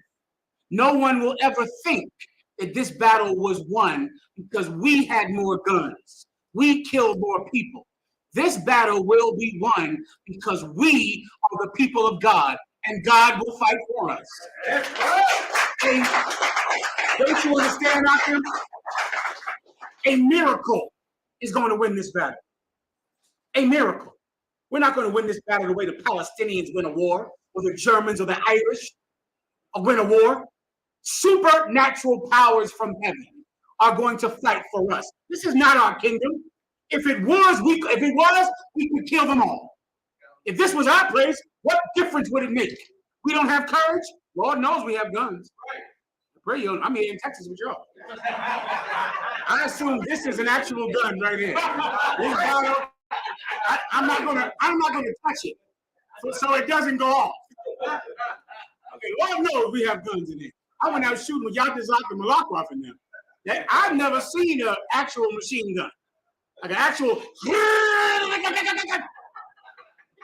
I said, well, damn. I guess you got everything, all right? Lord knows we're armed, just like Peter was armed. But this is not our kingdom. You think we fight the way the Israelis fight, the way the Palestinians fight, the way the mafia fights? We don't fight like them, man. The Father is our protection. And when we win this war, no one will say at the end, we can get more weapons and defeat the Israelites. We can organize and defeat the Israelites. People will say, it is impossible to defeat the Israelites because God is their protector. There's no way to defeat them. There's no way. The officers The officers gave you precepts just now. All those are precepts. You can give the young warrior precepts when we're done. Let me just give you one that can help you. Give me Revelations 2:9, patience and faith. That's what you need. All right.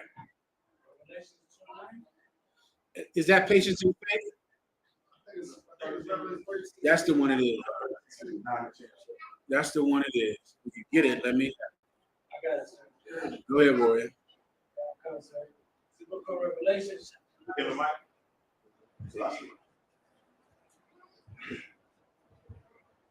It's the book of Revelation, 9 verse 10.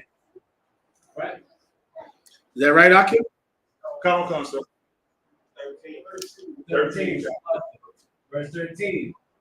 And the sixth angel sounded. Oh, 13. Revelation 13 and 10.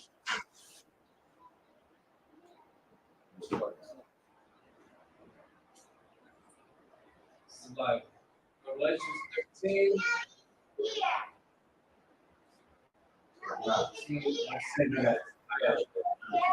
Verse 9.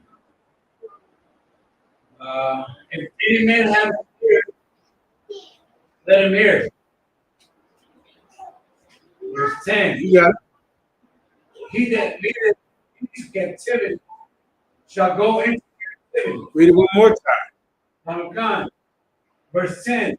He that leadeth into captivity shall go into captivity. He that killeth with the sword must be killed with the sword. He that if anyone has an ear, let him hear.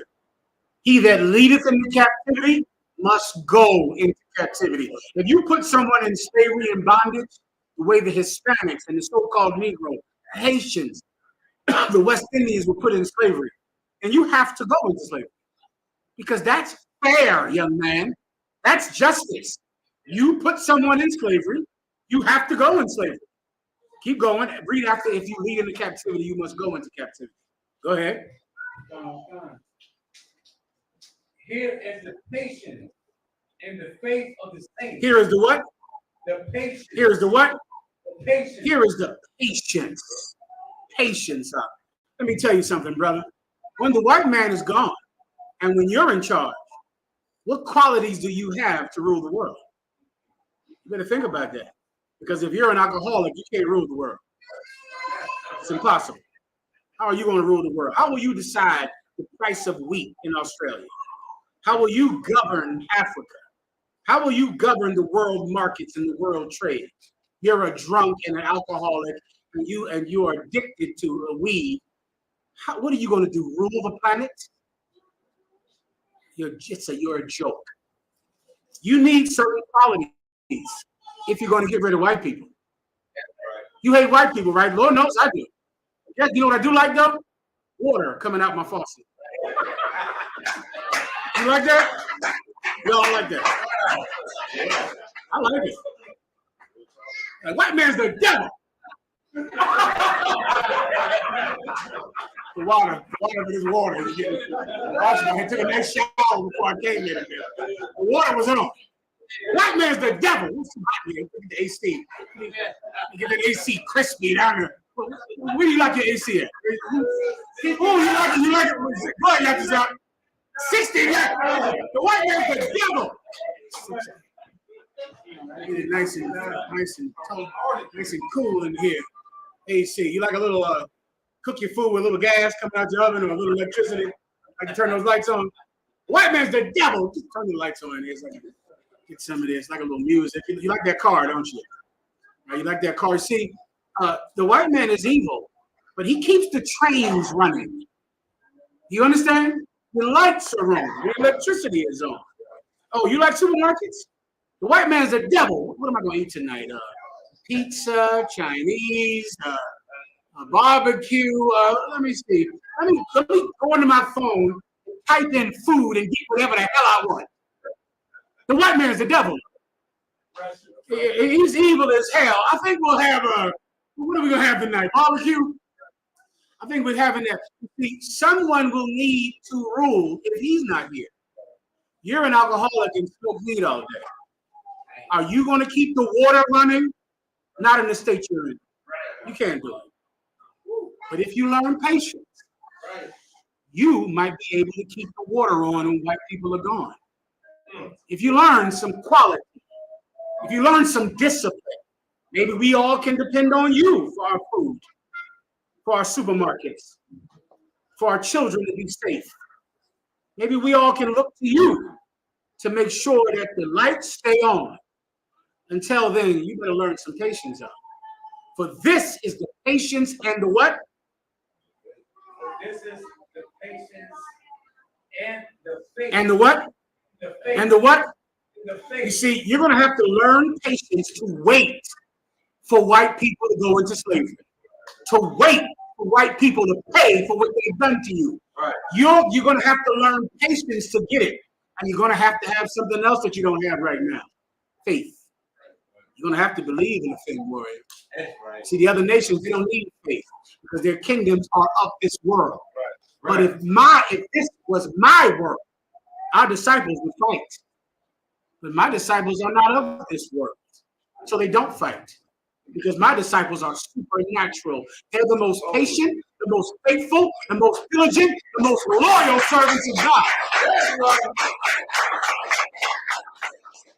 And that's why there will come a time when our patience and faith will be paid off. Come on. Everyone understands. All right, now you can sit wherever you want now, Roy. I want you to come up if you have more questions, but that's it. Go ahead.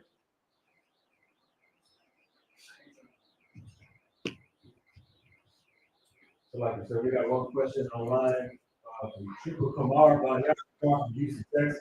You got it, Roy. There's a lot of my name, Baba Kashan. Get a breakdown of Romans chapter 1, verse 32, specifically what it means not only do the same, but have pleasure in it. All right, go ahead. Romans chapter 1, verse 32. Who knowing the judgment of God, they which commit such things are worthy of death. Not only do the same, but have pleasure in them. Yeah, not only do they do it, what's the thing they do? Can you read above it? Looks like verse 29. Romans chapter 1, verse 29. Being filled with all unrighteousness, fornication, wickedness, covetousness, maliciousness, full of envy, murder, hate, deceit. I need to break all these down. Just these are the things you got to avoid when you're a priest. When you're a sister in the school. You can't be like them.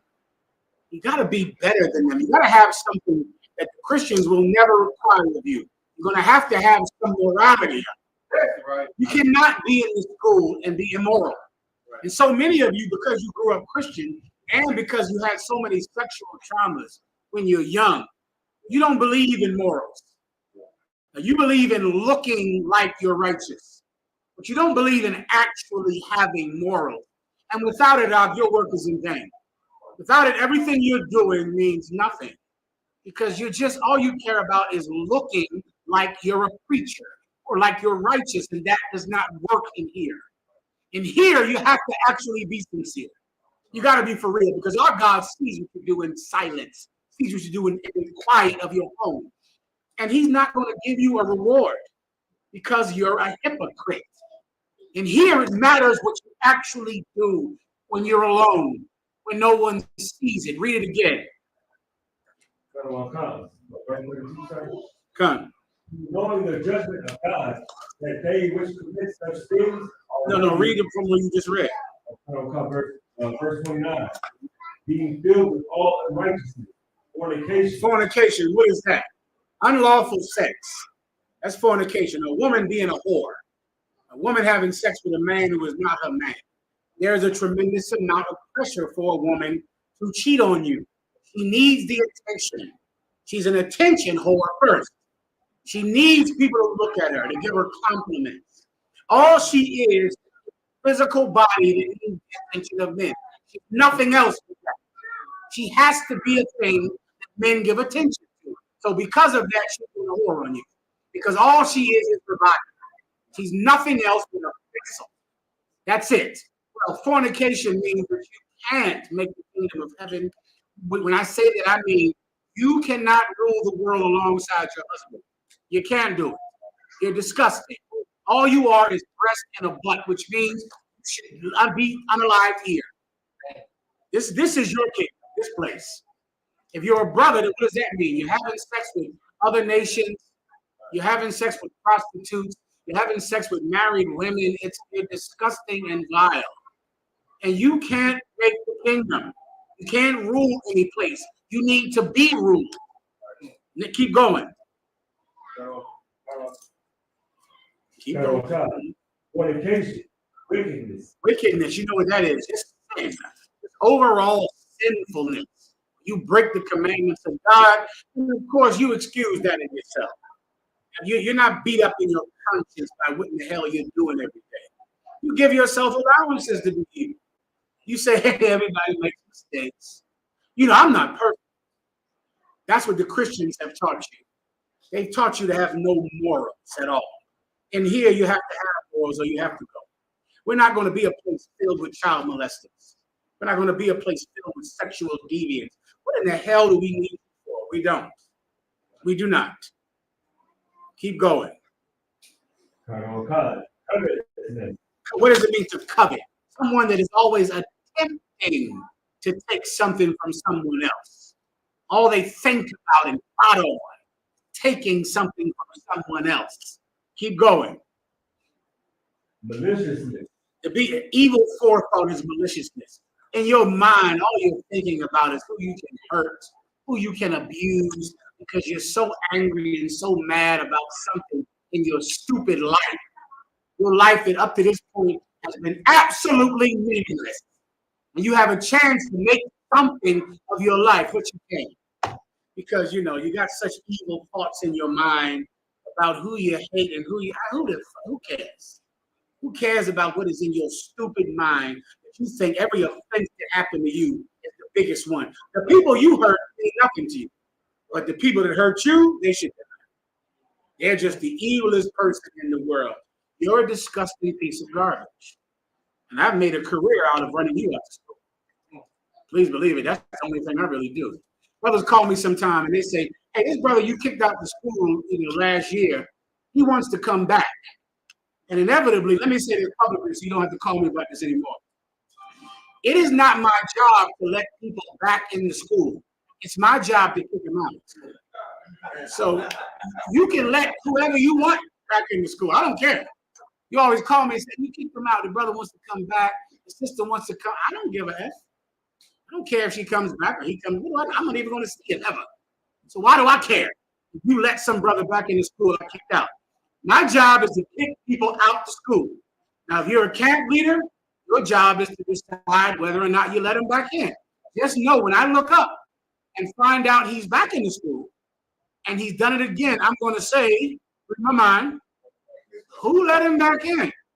And you'll have to stand up and say you did. So listen, you're a grown man. You're not a baby anymore. If you're a camp leader, you're grown. I have to assume you're grown.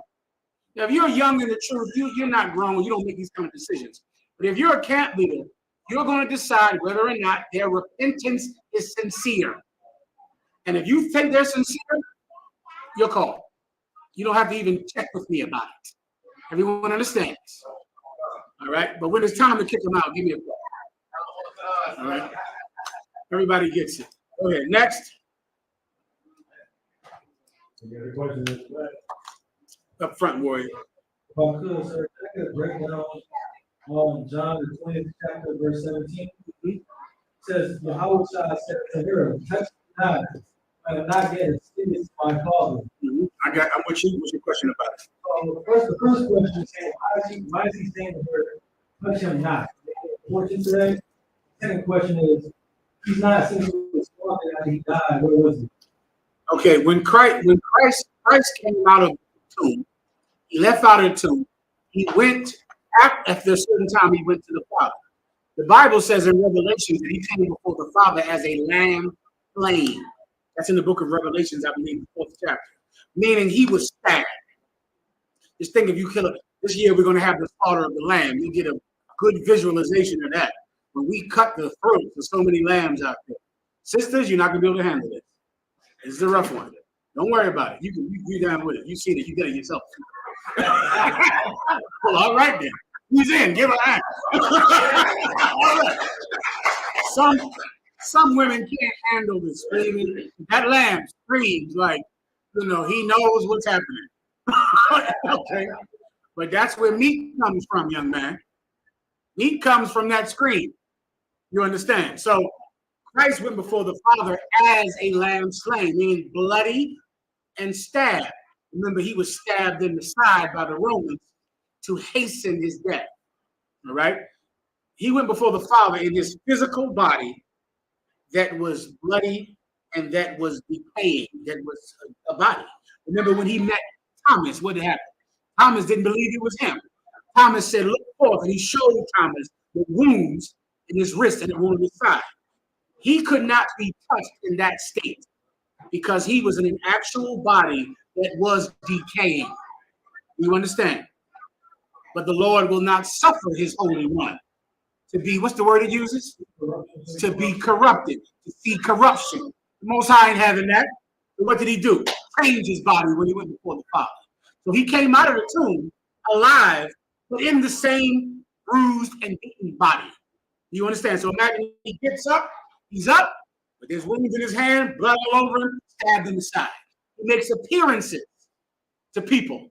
Mary saw him. His sister saw him first. But he said, don't touch me because I have not ascended to my Father. When he ascended to the Father, he came before the Most High, bloody and bruised just like he was. And the Most High changed him.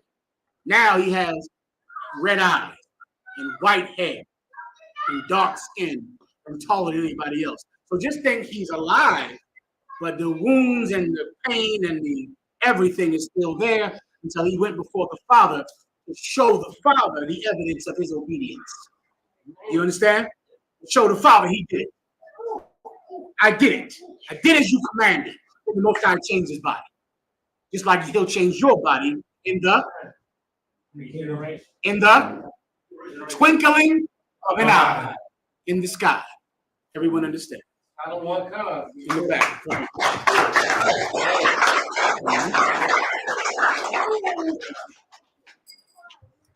So like I said, Go ahead. You know what I'm saying? And not to be simple enough. No problem. You said, Scripture says that they were the Lord is without together.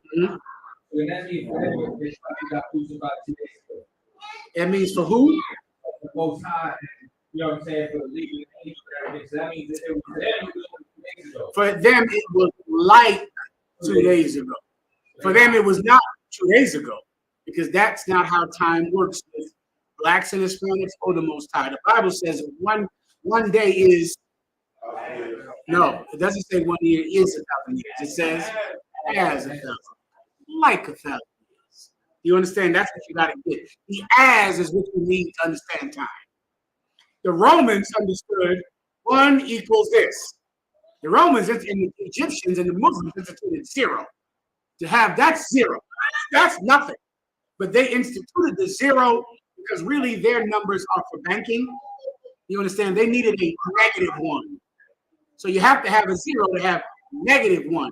You need a 0 to know when you owe money.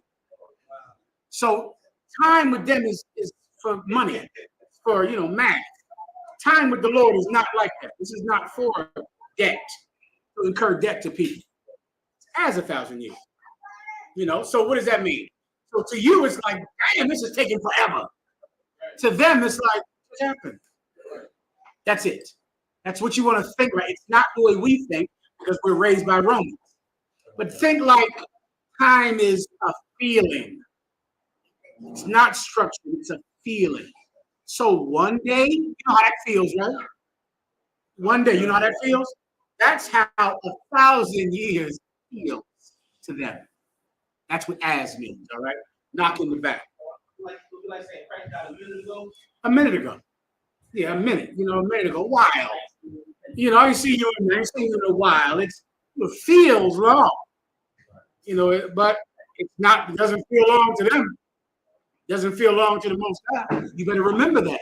Because your time is not his time. What feels long to you does not feel long to him. That's the point, Katsuzar, right? Go ahead. So I started the question, but this real quick, when you were talking about how. Let me just check on the line just to make sure I'm keeping up with them, all right? I'll get you as soon as I do that, all right? Anything online? Colonel Collins, sir, we got one question from young man D. Salaki served with the race. General breakdown. Give him a hand. See? He has manners. Manners. You should learn manners. I know your mother and father didn't teach you them. They called you a nigger and a mother F all day. Your mother and your father, they cursed at you and taught you to be a damn gremlin. But it's important one day to learn manners if you're going to rule the world. Well done, young man. Go ahead. What's his question? May I have a general breakdown on Revelations chapter 22, verse 11. You got it.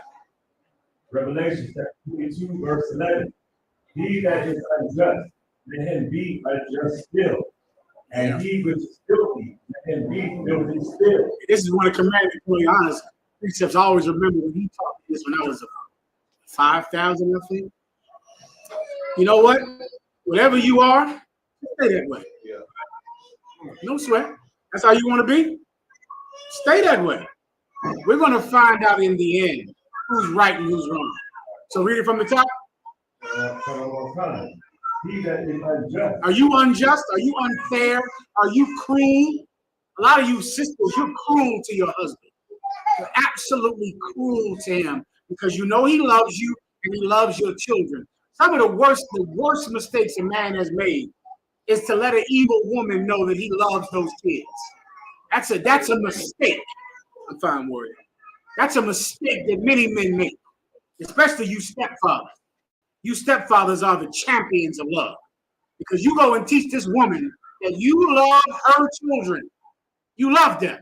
You play with them and they call you daddy and you attach yourselves to these kids. And brother, as you're playing with these children, she is watching you love these children that are not yours. And you feel like you're making up for the mistake of your father, don't you? Because you're taking these children, you're loving these kids.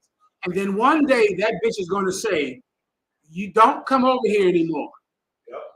These are not your kids. You can't come over, you can't see them. And you know what you'll say? I love those kids like they were my own. I taught them this. I taught them that.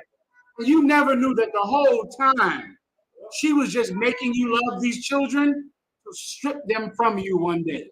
You're a hero to even love children that are not yours. You're a hero.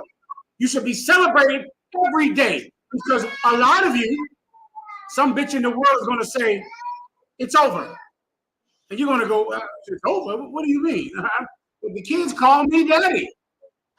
I play with the children. I taught them to read. I take them to school. I watch them every day. It's over. You're going to be thinking to yourself, how could it be over when they call me daddy? Easy, dummy. Easy, it's over. Because she said it was. Because they're not your children. Do you understand? You are a champion of love. You should be celebrated. Some of you brothers, you're extremely cruel to your wife. You know why? Because you know you can have another woman. And because of that, you will have sex with sluts you meet on the internet. With women who are going to give her HIV. You're going to give your woman HIV. And you know what you'll say? A man can have another woman. I'm a man. And these niggas ain't no man gonna tell me what I can do in my house. So I'm having sex with some slut I met online. I drag her into the house, have sex with her. And you know what I do? I say, well, woman, you can't say anything about this because a man can have another woman. The Bible says this, let not your liberty cause you to have an occasion to the flesh. So now because you're free now from your past, free from this world, can you have sex with any slut you meet online? You're going to give your wife HIV. That is what is going to happen. You already gave her trichinosis and chlamydia already. Already. You know, every time you gave her chlamydia, it could have been HIV. Why? Why do you do it? Because a man can have more than one wife. So that means I met this woman on Instagram. I lied to her and told her that car was mine. when it was not. I lied to her. She needed a place to stay. So now I'm having sex with her, and my wife can't say anything about it because he can have another wife. You're extremely cruel to your wife, and God is going to judge on her side against you. It's going to happen because your right to have another wife does not give you the right to be cruel and irresponsible. That is not the same thing. You have a don't you understand, honey? Think about all the other rights you have. Responsibility comes with rights. Responsibility. You have to think about it. Since you're the one that decides, you have a right to do it. You're taking responsibility for the decision. And guess what? She pays for your mistake. So now you married some bitch that's going to call her job every day. It's going to stalk her on Facebook and Instagram. It's going to embarrass her. Now you made this decision that affects everyone's life, especially hers. You have the power to do it, and you are too stupid to have power. And God will judge on her side. I pray you understand. Keep going. He's rich is filthy. Let him filthy. But you know what? Who listens to me? Damn sure don't. You do whatever. You're like a preacher or some Christian. It just is sinful and disgusting. Keep being like that. Don't sweat. You got it. Stay like that. Don't change. Stay how you are. Keep going. And he that is righteous, let him be righteous still. And the rest of us are going to stay how we are. And we're going to be responsible with our liberty. And our daughters are going to be kind and just and loyal to the person they give their body to. We're going to stay righteous. You are going to stay wicked, and we're going to stay righteous. No problem. We'll find out in the end. Thanks. Keep going. And he that is holy, let him be holy still. Keep going. Verse 12. And behold, I come quickly, and my reward is with me. To give everything according as his work shall be. And behold, as you're staying wicked and they're staying righteous, he's coming fast, quickly. Before you know it, he'll be here, and his reward will be with him. And he'll give you the reward for being wicked, and he'll give the righteous the reward for being righteous. So just keep doing what you're doing. No sweat. No problem. Everybody understands, I pray. Next.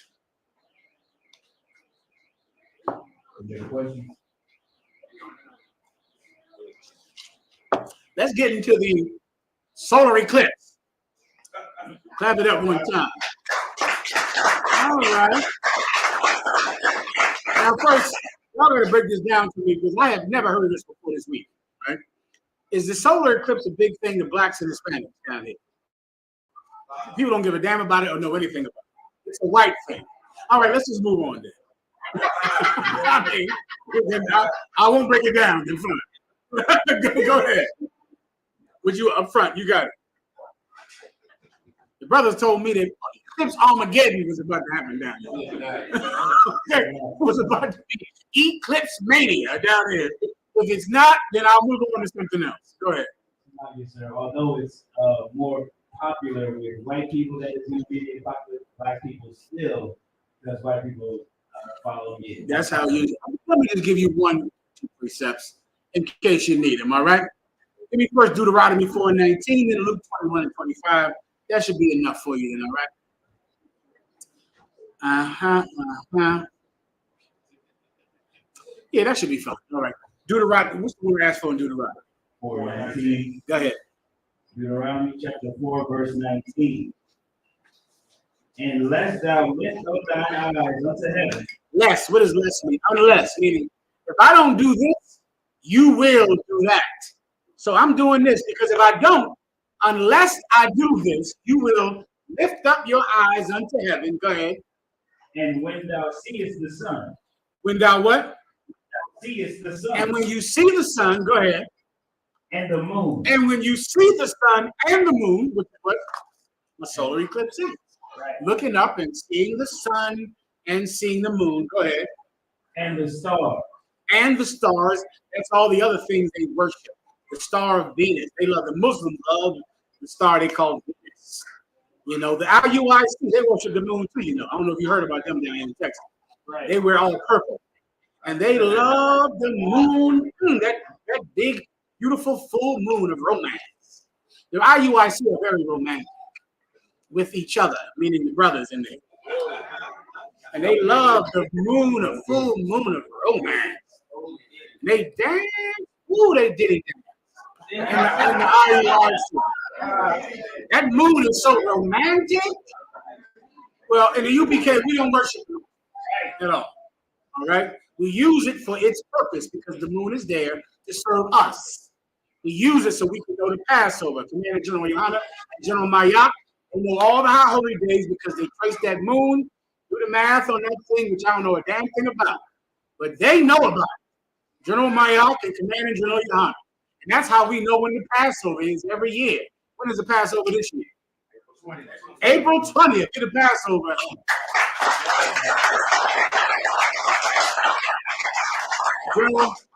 General Mayak knows when the Passover is because he understands the moon and the dates and the whole blah, blah, blah, blah, blah. He understands it. That's what the moon is for. It's not for you to worship it. And then, you know who's stupid? That Donald Trump. I wish you could find this video up. The last time the moon had some type of eclipse, right? Of course, they say you got to wear sunglasses because if you don't wear sunglasses, it hurts your eyes. Donald Trump, dumbass, went right outside and looked at that moon with no glasses on. Like, you ain't gonna tell me what to do. Like, Donald Trump is so stupid.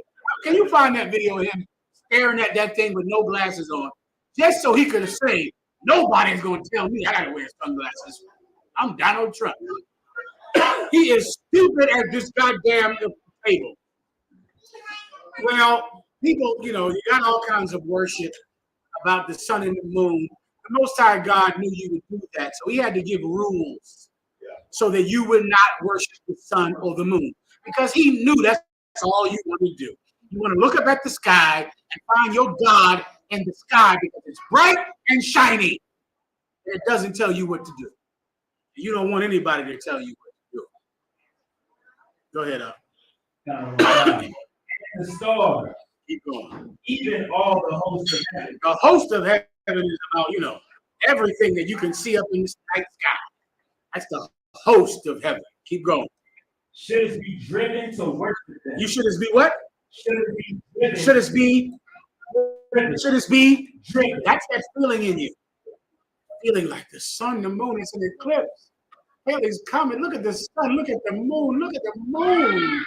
You're driven to worship that thing. It's so big and shiny.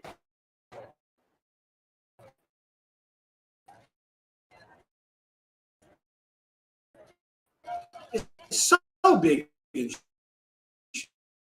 shiny. You can't help but you're an idiot. Because you're stupid. Your stupidity, it taints me. I'm tainted by your stupidity. It makes me unclean. Wait, this is you. Play Donald Trump, right? This is you. Look at her. They said the news said, put the sunglasses on because it's going to hurt your eyes. Go ahead and play. This is you. You hate to be told what to do. Keep playing.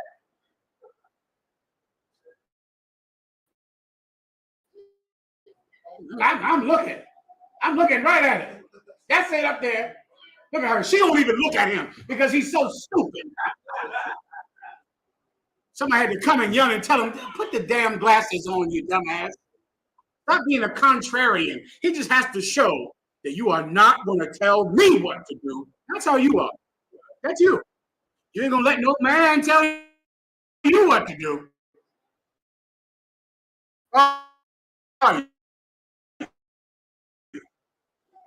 No, God forbid. Except for that man that's in the mirror. He tells you to do it. But no other man, you know, whatever you think you are. I don't know.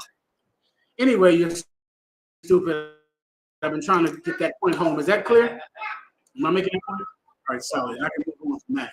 If the Most High didn't do this, you would just worship everything you see blinking in the sky. Another scripture I have.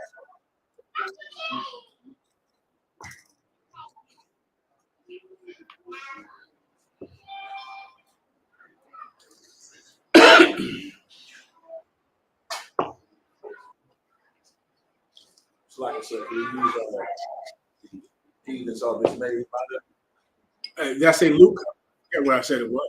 125. And there shall be signs in the sun. Was that 25? Okay. Go ahead and read it. Luke chapter 21, verse 5. And there shall be signs in the sun, and in the moon, and in the stars, and upon the earth the distress of nations. Upon the earth what? Distress of nations. Let me tell you what happens. Because of these signs in the sky, everyone gets scared. They're terrified. They're terrified. That is the point. That's the point. Where these signs to another person who loves the Most High and who fears God, they would look at these things as things to serve us, so that our crops can be planted at the right season, so that the seasons could be in order for our betterment. But these signs in the sky terrify the nations. And you're going to see so many people come into Austin, so many hippies and dummies and, all types of lunatics coming here and worship. A lot of these Christian groups think it, it's the foretelling of the end times because they're scared to death. And it makes a coward afraid because everything in his life is built upon his own fear of things that happen in the sky. That's his whole damn life. But the things in his bedroom don't make him afraid. That's the things he should be afraid of. The things happening to his children, those things mean nothing to him. But the moon, that's a big turmoil in his life. Keep going. With perplexity. Perplexity means like complication. They're so terrified in the moon and the stars and the eclipses and what's going on with this comet. There was a group when I was younger, Rob, some group that all went and killed themselves because of Halley's Comet. I'll tell you, where's a picture of those people? If you can't show me them when they were all dead under those purple sheets.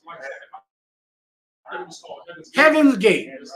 Brother, that Halley's Comet came. This is it. We got to get into that comet. How are we going to get in there, teacher? We got to kill ourselves. How else we going to get in there? They killed themselves, all of them, and then cover themselves up in purple sheets so that Jesus could come take away their purple bodies. All right, that's what you want to do. I mean, as far as me and my house, however, we don't worship Halley's Comet. Or I remember Halley's Comet up. I remember looking up at the sky, sitting in some building in D.C. that Commander General Yohana owned. Sitting out front, I looked up, I saw Halley's Comet. I said, that's Halley's Comet. All right, what? Anything else? I remember seeing it. It was a long time ago. All right, moving on. Go ahead, Al. Sir. I've been looking for the right angle to cut on I guess non-believers who say they don't believe in the Most High, believe in the Bible, but they look at celestial bodies, solstices, eclipses, or just swirls in the sky, and they believe on that and draw some conclusion to a new, a different God. What's the cut to these people? Okay, you find one, they're going to say, listen, I believe in what? Do they believe in the stars? I ran into a Trinidadian brother at the Slave recently, sir. He says he believes that women's wombs are portals to reincarnation, and so he worships women. When he say I asked him, of course, why do you look naturally cutting around about how black holes are circular and fish swim circle and bodies are circular. Women bodies are what? Sir, what is this? The sperms and the eggs. I ain't gonna keep for this. I get you, but listen, I understand that it's a free country. He can worship whatever he wants. So I would just say this: if a woman's vagina is a holy place, and it is where God comes from, then just don't have sex with it. It's holy. You gonna ask God? And anyone who is effing God does not believe in God. Who would F God? That's a holy place. Right? It's holy. If the place is holy, is his penis holy? What do you think he would say? If women's vagina is holy, he would say his penis is not holy. Then how dare you put your unclean, unholy penis into that hole of God? That woman is holy. Don't ever stick your ungodly penis in that God hole. And then I believe him. Now, however, if he does stick his unholy penis into that God hole, he does not really believe that a woman's vagina is God. Because then he wouldn't do that to God. Let me tell you what you got to do with people, right? Always put them on the defense. Like too many times in the UPK, because what we believe in is strange to them, we're on the defense. We're the ones like, how can we prove this? How can we prove what we say? How can you prove what you say? You said it's God. You stick your unholy penis into that God hole? You don't believe in that. Let me ask you a question. How many God holes has he had in his life? Because if he has he stuck his penis in one God hole and then he never touches another? Because the woman is God. Does he have more than one God? No. I mean, if the woman is God, then she should be worshipped like a church. You wouldn't pee all over a church or put your semen all over church floors because you consider the place holy. Why would you put your semen in the God hole of a God woman? You should just give her flowers, I guess, and tend to her and have no sex with her at all because you don't want to make her unclean because this is the church. This is the temple. This is the holy place. So if he doesn't have sex with her, then he's conceived. If he does have sex with her, then he's a liar. And there's no reason for me to prove she's not God because he doesn't think she's God either. I remember polite colors I resist. There was some cat colors I used to battle to death and destroy. Colors, how do you feel that your enemies are languishing in prison? Tell everybody what you think about that for a second. Give him the microphone. How do you feel? Do you feel the vindication that I would imagine you would feel in your seat? I would like to take a rock with you.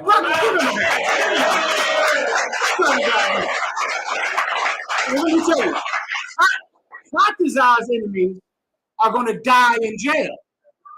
The people that speak evil of him don't speak to any of you anymore. That's a fact. That's not debatable. That's not a religious debate. That's God's decision. That happened. Please talk to them. It's definitely vindication of things. There's one thing that I do know. Mm-hmm. On a long enough timeline, every single one of our enemies. Give him a hand. That's the fact. Well, polite was another one that said the woman's hole is the God hole. And she's a God. Yet, Polite didn't actually believe that because he was having sex with about 5 of them and their daughters. So he didn't actually believe that women were God and the vagina is God because he just had sex with them, threw away, and then had sex with them. So why battle with him about his belief when he doesn't believe in it either? Please. Microphone.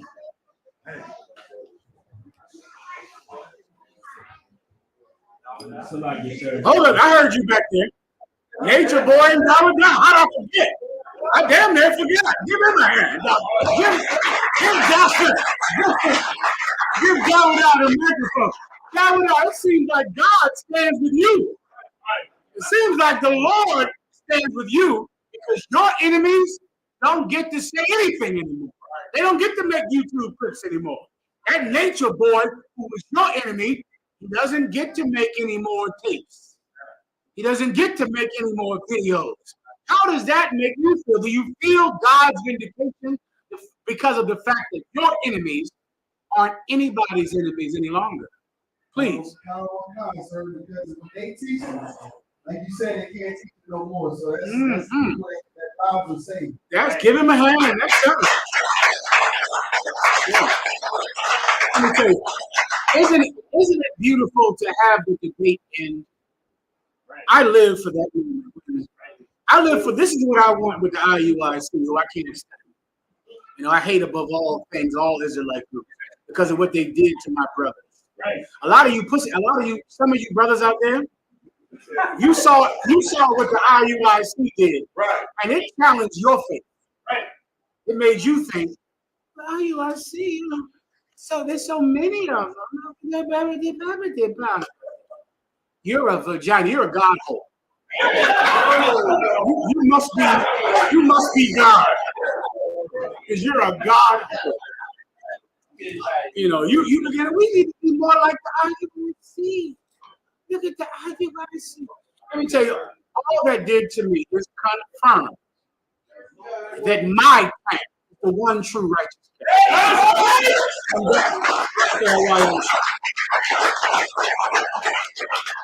and that my enemies deserve indignation. They deserve it. The way that we think about them is true. It's true.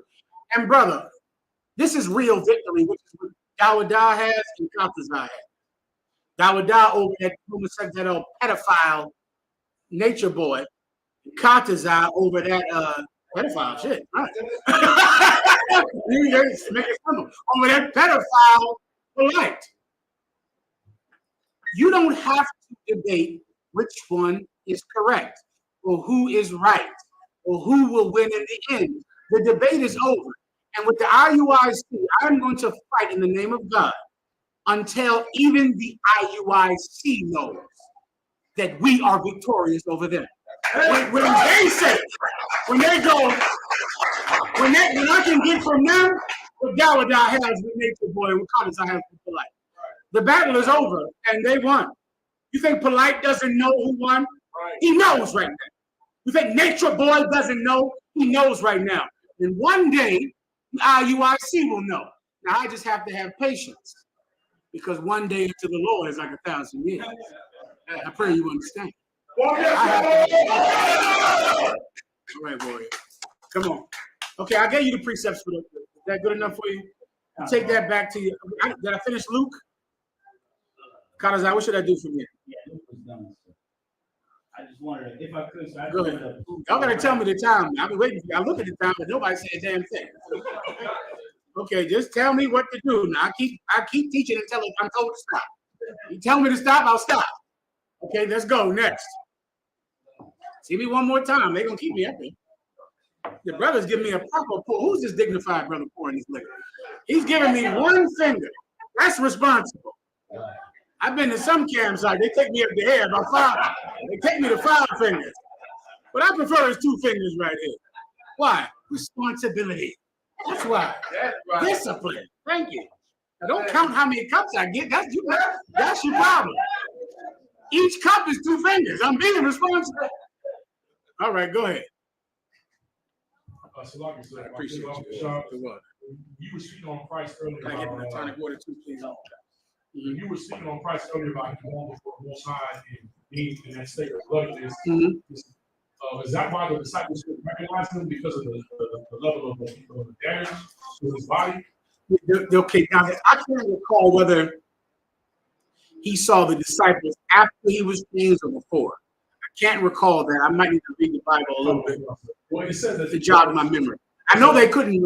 I couldn't, but the fact that they couldn't recognize him could mean he was changed already. But he was not changed when Timothy saw him, Thomas, and when the sister saw him. So I'd have to see. You have to just jog my memory. Without seeing it, I'm about 80% sure he was changed when they saw him when they were fishing, But he was not changed when Timothy saw him. Timothy recognized it was him, but couldn't believe it was him because he was supposed to be dead. The sister saw it was him, wanted to go embrace him, but couldn't touch him because he was not changed. So that's what I would have to give you without my memory being jogged. So this is my real question, sir. This is Revelations chapter 6, verse 9. It says, and when he had opened the fifth seal, I saw under the altar the souls of them that were slain for the word of God, for the testimony which they held. And they cried with a loud voice, saying, how long, O Lord, who is true, dost thou not avenge our blood, them that dwell on the earth? So, sir, I don't know if this is in a vision, but if you could break it down something, what the kind of speed and what the Most High is showing. This is a vision. Let's start with that. This is a metaphor. This is not literal, but it all means something, like a good metaphor does. Now start from the top. Verse 9. 6, verse 9. And when he had opened the fifth seal, I saw under the altar the souls of them. He opened the fifth seal. So imagine a book. John saw the trouble and the torment and the oppression his people were going to go through. And then an angel said, there is no one worthy to open the book. Inside the book is justice for our oppression. Inside the book was the reward for us standing with our God. But the book was sealed. So imagine, think of you having an inheritance. Now you're poor in the ghetto every day. But then all of a sudden, some family member left you an inheritance. Now you're about to be kicked out and you're living in your car. But in this contract, your uncle gave you millions of dollars. But guess what? No one can open it. You're about to be evicted. Your kids are starving. You have nothing. If someone could just read this, they would have to give you millions of dollars because it's your inheritance. John saw that no one in the earth or above the earth was worthy to open that book. And John cried because that means he's never going to ever go without being poor. He's going to suffer and die forever, and so will his children and his children's children. Why? Because this book is where it says we get to rule the planet. No one could open it. No one was good enough. No one was brave enough. No one was loyal enough. So you might as well get high. I went to a conference recently where they talked about anxiety and fear. And in this lecture, this doctor said something that I know is true from my work, that there are pains and traumas in life that either you get rid of, you face, or you accept them, and you just live life with them. And the only way to live life with them is drugs and alcohol. That's it. There's no other way. Drugs and alcohol are the medicine that you need daily, hourly, with cigarettes every 15 minutes. You need to keep your pain, your anxiety, your fear, your trauma. If you're going to just live like that, you're going to need to get high. You're going to need alcoholism. There's no way to live with that. It's like a sickness that there's a cure, but the cure is hard. The cure is rough. And then there's living with it. Living with it requires drugs and alcohol, right? John knew that in this state, we would have to live with this. There would be no ending. The cure is in here. If you're poor, the cure is in this inheritance. If you're tired of suffering and dying, the cure is in here. The angel said, there's no one worthy enough to open it and read your inheritance. Read what you should have because of your bloodline. He wept. He cried. And the angel said, weep not, John, for the Lion of the tribe of Judah is worthy to open the book. He can do it. None of us can do it. We're not worthy, but the Lion of the tribe of Judah, he is worthy to open the book. And then the seals start popping. And now we're reading rulership on the planet Earth. Now we're reading the inheritance of the chosen people of God. We're reading we're not sphinx. We're not niggers. We're the lost sheep of the house of Israel. And because of that, the world was made for your sakes.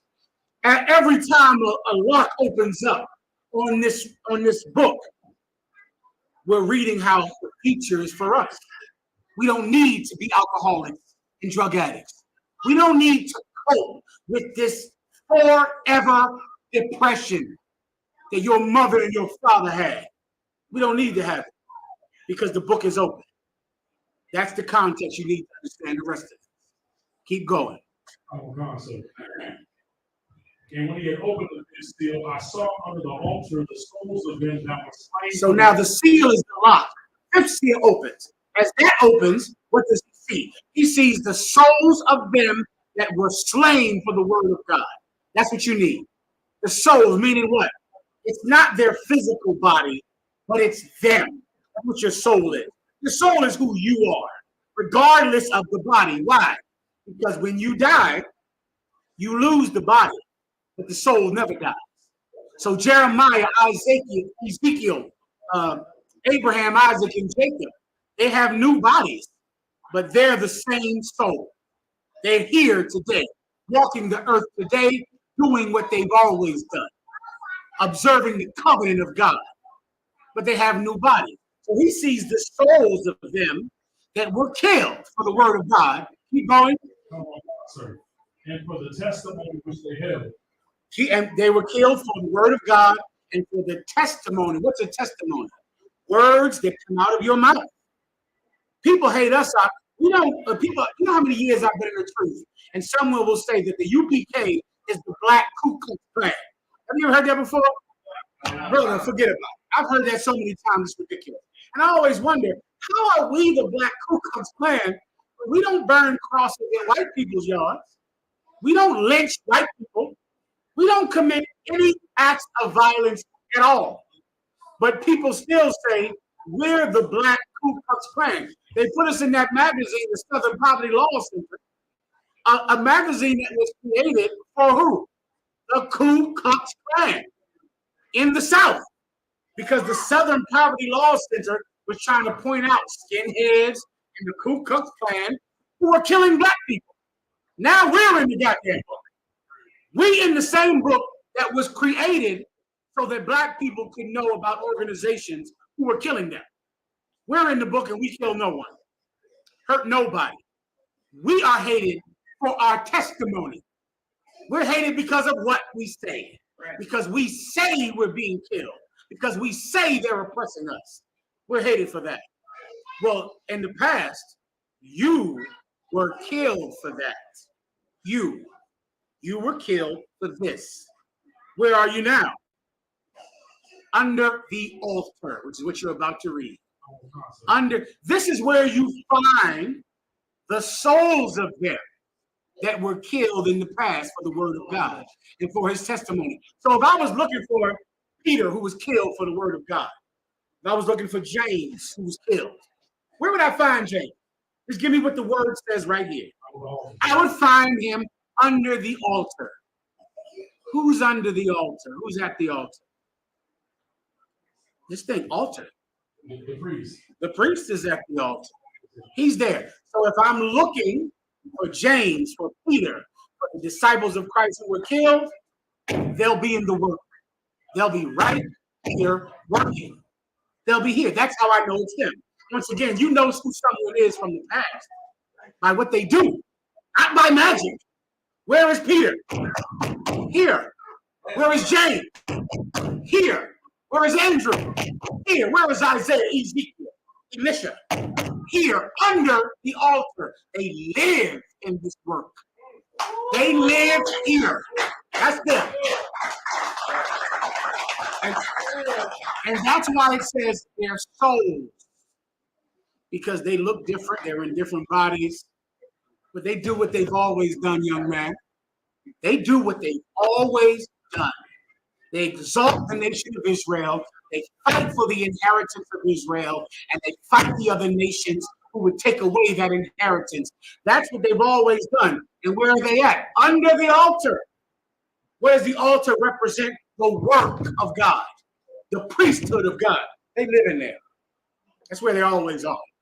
If you're looking for them, that's where you can find them. I pray you understand that. All right. Anything else? It was a little long. Do you think? That's your precept, warrior. The spirits of the prophets are subject to the prophets. Give them a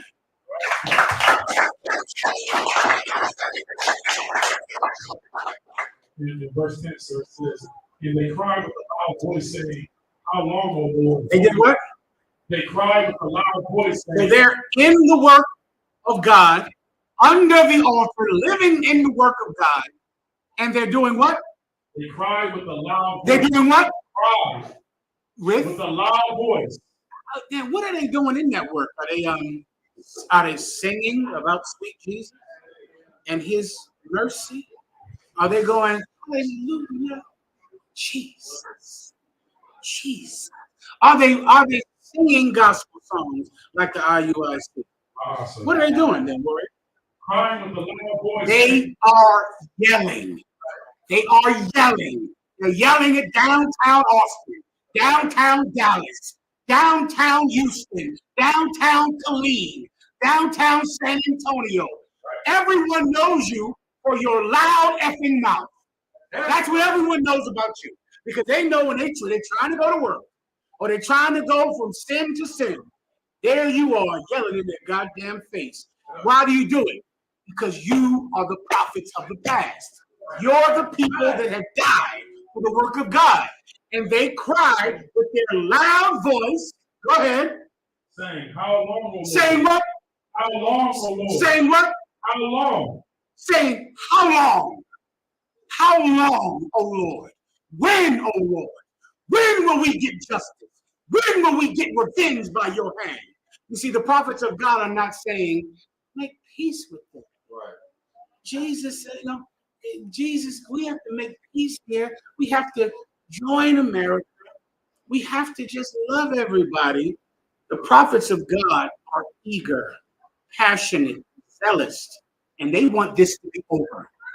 They want it to be over. How long, O Lord? Go ahead. Sir. How long, O Lord?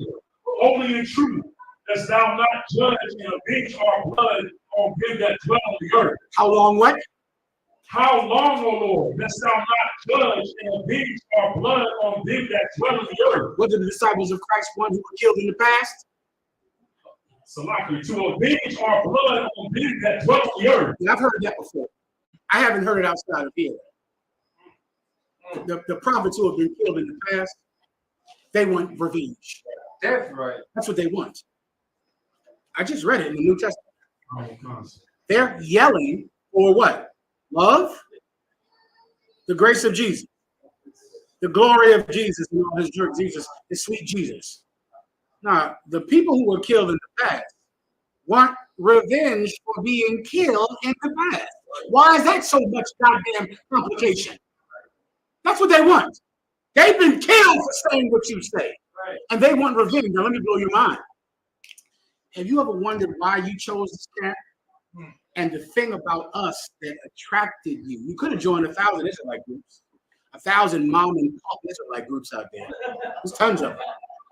Oh, there's a ton of Shabbat Shalom. Even if you wanted to be Israelite, there's a ton of fringe t-shirt Israelites out there. And there is one thing different about them that is different about us. Everybody knows what that thing is. Right? I mean, that thing is clear, right? You know what that thing is? You can crystallize it. Anger. That's how we're different.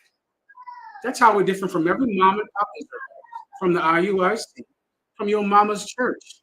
There is an anger in the UPK that causes everyone to hate us. And that is the thing that attracted you. Now you know why. Because you were killed by these same pigs in the past. And you want revenge. You never knew why you felt this way. Some of you felt strange and felt like you were wrong for feeling that anger.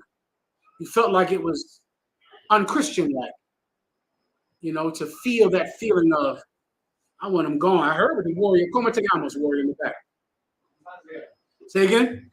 Tazayad. That's your name, Tazayad? Listen, Tazayad, you hear what he said. He said, why can't we kill him now? That's what he said. Right? Let me tell you, that feeling is in all of us. And we just learned how to actually accomplish it. And it's not done through weapons. It's done through faith. That anger is what is in you. And it's why you chose us in so many cases. It's that thing you heard, like, I want to say that. I want to stand up there and say that to them. I want to do it. I need to do it. Yeah. Some of you one day will realize why. Why you want to do it. I pray you understand. Go ahead. So just one more verse to break down the water. Go ahead. In verse 11, and white robes were given unto every one of them. And it was said unto them that they should rest yet for a little season until their fellow servants also and their brethren that should be killed as they were should be fulfilled. You heard that, Tazayah? What do you got to do? You got to rest a little while, warrior. That's all. Have some patience. Cool out. Right? Cool out. Tranquilo. What is that? Is that calm down? Tranquilo. Tranquilo. That's all you need, warrior. That's all you need. That's all you need. Tranquilo. That's all. Just cool out for a second now. That's all. Just wait. Once all of us are here, what we're doing right now is gathering the other men who were killed in the past. There are brothers who are not in the truth yet that were killed in the past for the word of God. We go to camp and we go on the internet to find them. Because once all of us are here together, brother, then we're going to have justice on it, you know. And it's going to be glorious in my sight, warrior. Then we're going to have our day. We're going to have our day. Everybody understands. All right, next. Young warrior. If I could, so I get a breakdown on Matthew the 4th chapter, verse 11. I'll start at verse 2. It says, then said Yahweh to him, give thee hint, for it is written, thou shalt worship the Lord thy God, and him only shalt thou serve. Verse 11. Then the devil looked at him, and behold, angels came and ministered unto him. My question, sir, is the last angels came and ministered unto So this is when Christ was being tempted. This is an important precept for all of you to understand, because if you endure, all of you will go through this. Right? Christ was under depression because he knew that the future meant pain for him. He knew he had to go through a torment. He knew he had to be tested. He knew that he would be under so much pain that he could not get out of. Let me tell you a reason that you still smoke, and the reason that you commit those sexual things you do at home that you think we don't know about. It's because you cannot take the pain of not having the sex.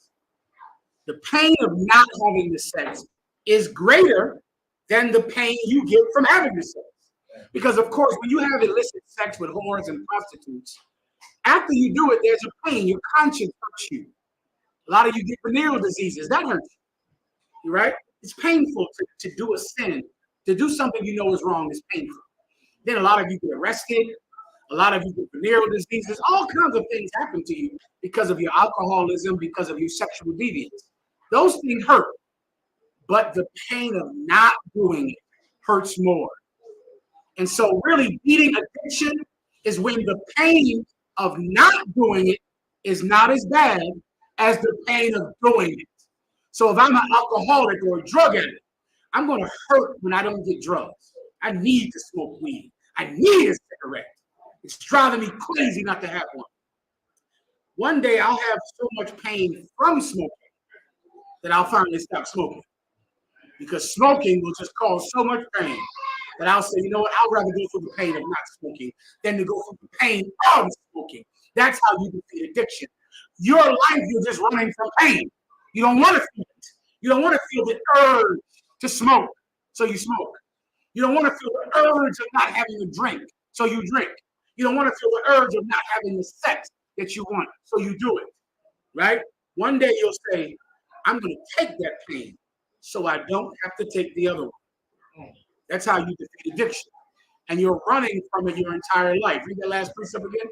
I'm sorry, go ahead. I read some of the psychology book. Talking about there's a type of suffering that puts an end to suffering, and suffering that causes more suffering. That's true. That part is true. Sure. That's true. Like if you want to defeat a demon, you gotta face suffering. Jesus Christ is on this mountain, and he has fasted for 40 days. He is thirsty beyond belief, hungry beyond belief, starving to death. And Satan comes and says, turn this stone into bread and end that pain. End it. Now you're not hungry anymore. Eat this, eat it. No more pain from hunger. It's over. Oh, you won't do that. You know what Jesus Christ's reply was? He said, man shall not live by bread alone, but by every word that proceeded from the mouth of God. You make me think I need that bread to live. But I know that's not all I need. I need to obey God too. And God wants me to go through this suffering. Then Satan said, fine, you know what? Then just throw yourself off of this mountain. Because the angels were given an order to make sure that the soles of your feet would not be bruised. Meaning what? You're going to throw yourself off the mountain and you are going to be fine. A lot of people commit suicide thinking that. You know how many people jump out their window thinking they will fly? A lot of them. They're dead, so you can't ask them. But so many of them think, this jump will make me better. I'm going to be fine. It'll end my pain. Everything will be better if I jump. Or else why would they jump? They jump because they believe this makes their problem better. They're in pain right now, right? So surely they don't think jumping will cause more pain.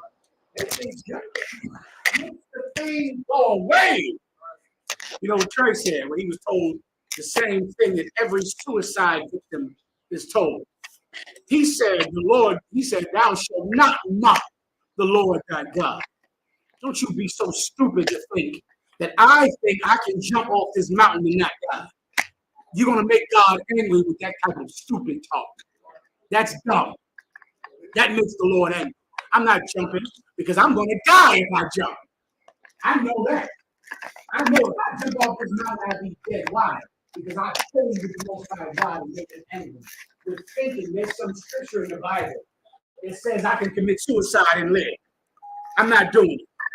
Then it was over. And then the disciples came to get him. He went off that mountain, and guess what? The Romans came, put a crown of thorns on his head, and forced a purple robe on him. The IUIC wears purple because of this. Forced a purple robe on him. Then they offered him gall and vinegar. You know what gall is? Gall is poison. This same man who was tempted to kill himself on this mountain, when he tasted the poison, he spit it out. He spit it out when he tasted that it was poison. Why? Because now he refuses to commit suicide. He refuses to take his own life. So when they handed him gall and vinegar, told him that it was wine, he tasted the bitterness of the poison, and he spit it out. And he went up on that cross like a goddamn man. And because of that, he is the Lord of Lords and the King of Kings to this day.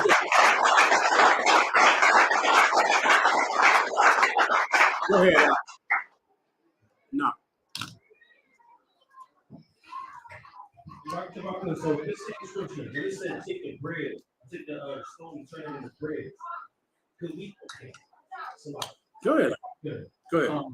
As a young man, I heard somebody break it down as, we see stones turning into bread all the time. We take, we hungry, we depressed, we starving out here. Mm-hmm. And all the stones into bread by turning rocks or bricks. So we use it in the same kind of sense. Okay, I get what you're saying, and you could do that. That's the same sentiment, meaning you're hungry and you want to end your hunger by doing something that's wrong. Then that's correct.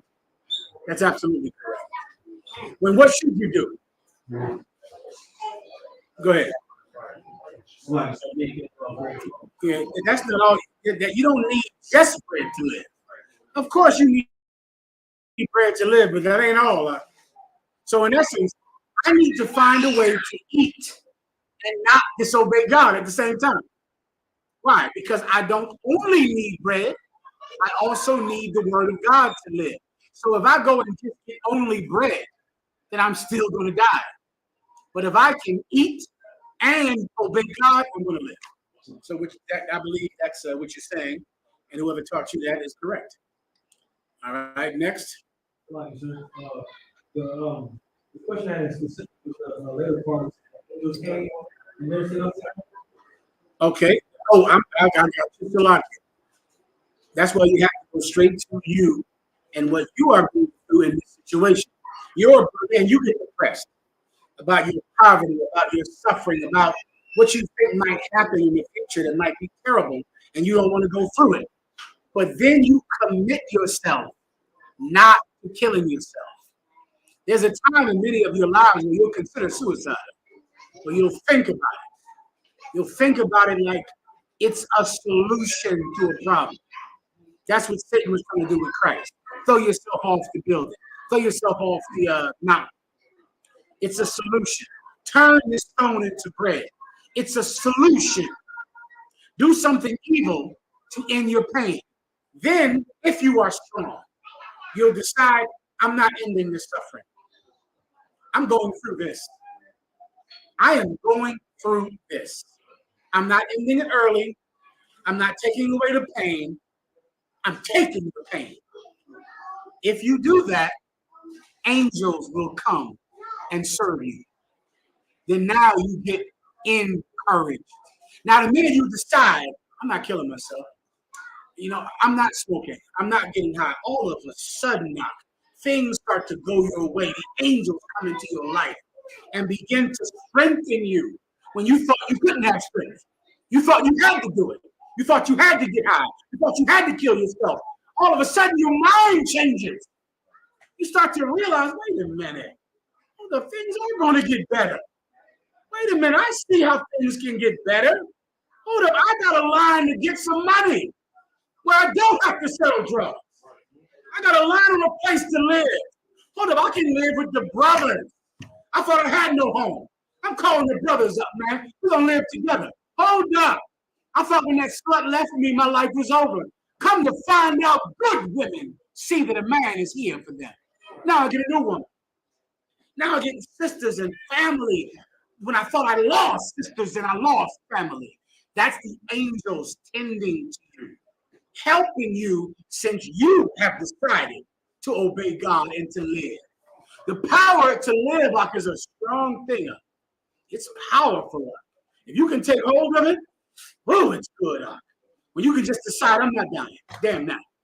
Damn that. My father died like this. My cousins died like this. I'm not doing that. I don't care how much I have to hurt to live. Before you know it, things start just to go your way and your brain changes and your thoughts changes. That's the angels who come to tend to you. You understand? Go ahead, David. It's like, sir, it's kind of a lot, but that brought me to mind about when Paul asked Christ, asked the Most High to take it from him, asked him 3 times to take it from him. I did have a question about that part. Yeah.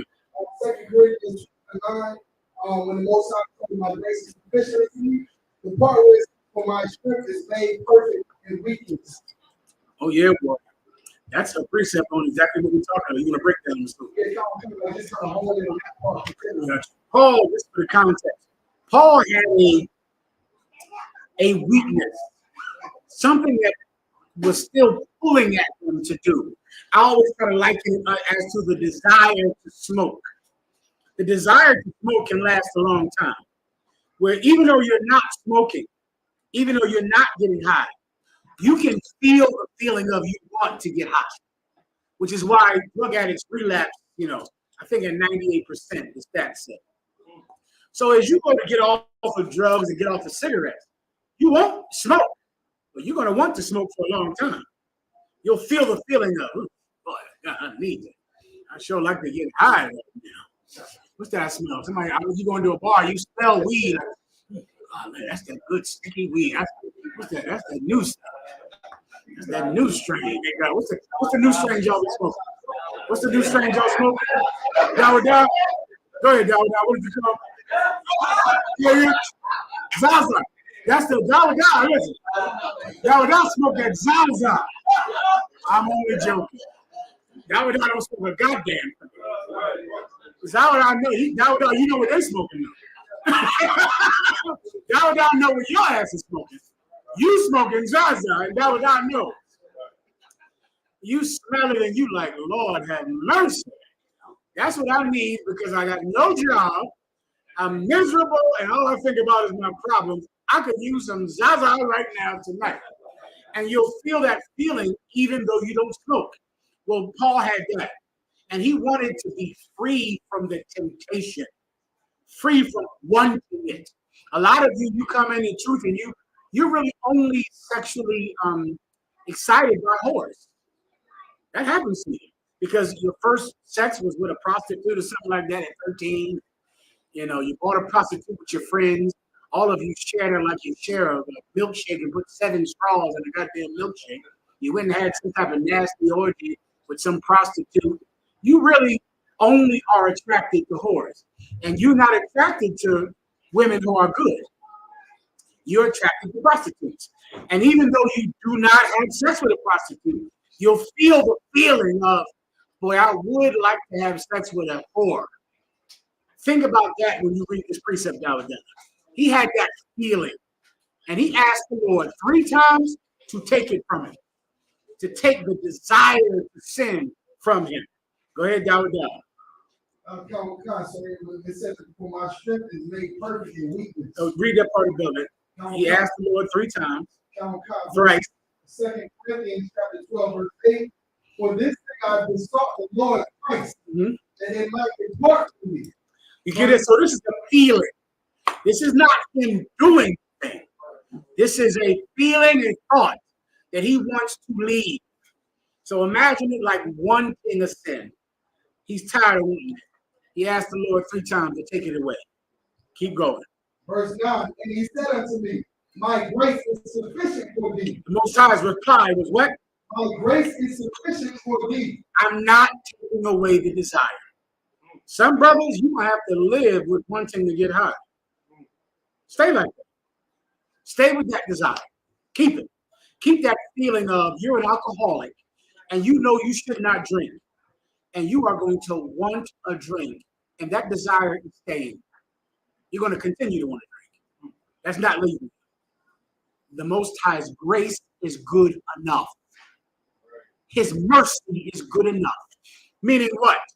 You can blow my mind with the answer. If you can get it, it might chase away some weakness out of you. Because you got so much bitch madeness in you. It's hard to even look at you. His grace is enough. That's all, young warrior right here. Mm-hmm. Since he didn't kill you, give him a hand. What's your name? Come with What's your name? Officer in the car, sir. Officer in the car. What city are you? Austin. That's Austin. That was you showed me something in Austin. There might be hope. I might not have to pick all of you efforts out the school. Because that was a hard question. Yeah, that's enough. How good do things have to be for you to stand like an effing man? So you telling me I didn't kill you like I should have. I should have killed you. I brought you into the truth. I fixed all of your problems. I gave you a new family. A lot of you mother effers complain because of your family. Now you got a good one. You still have an excuse? You telling me you still have an excuse? You know how many sisters I've counseled that said, I didn't have a father. I didn't have a father. All right, now you do have one. Now I'm telling you what to do. I'm not doing that. Bitch, didn't you say you wanted a father? Here it is. You got it now. Shut your mouth and obey your husband. I'm not doing that. Well, you know what? It's a good thing I'm not your father. Because otherwise I'd be offended by that. You see, you want a father, but you don't want one that you have to obey. You want a family and brothers, but you don't want loyalty you have to give. Isn't your life enough? I have to take away the desire to sin too. That's what I got to do for you. How much has to be done for you to be loyal to God? So in other words, he has to forgive you for all of your past sins. You're not in prison. Don't you know you should be in jail? Raise your hand if you have done things and the police don't know about it. And if they knew about it, you would have been arrested. Isn't that enough? How much more do I have to get? I got to get more than that. That's not enough for me. I also have to never want to smoke weed. I also have to never want to kill somebody. I also have to never want anything that's evil. My life was not good enough, which he gave me because of grace. You know what? That might have to be good enough. It might have to be. Anything else? Next. I design. No cross the line in there. Okay, let me know when I should end this class. We're gonna do it again in Killeen. Where is Killeen? How long from here? 45 minutes, no problem. We can go to Killeen, Texas. Get it on. What y'all doing out there? All right, we'll do the same class. Same thing. We'll get it on out. Where are we at? We're in Austin tonight. It's Austin.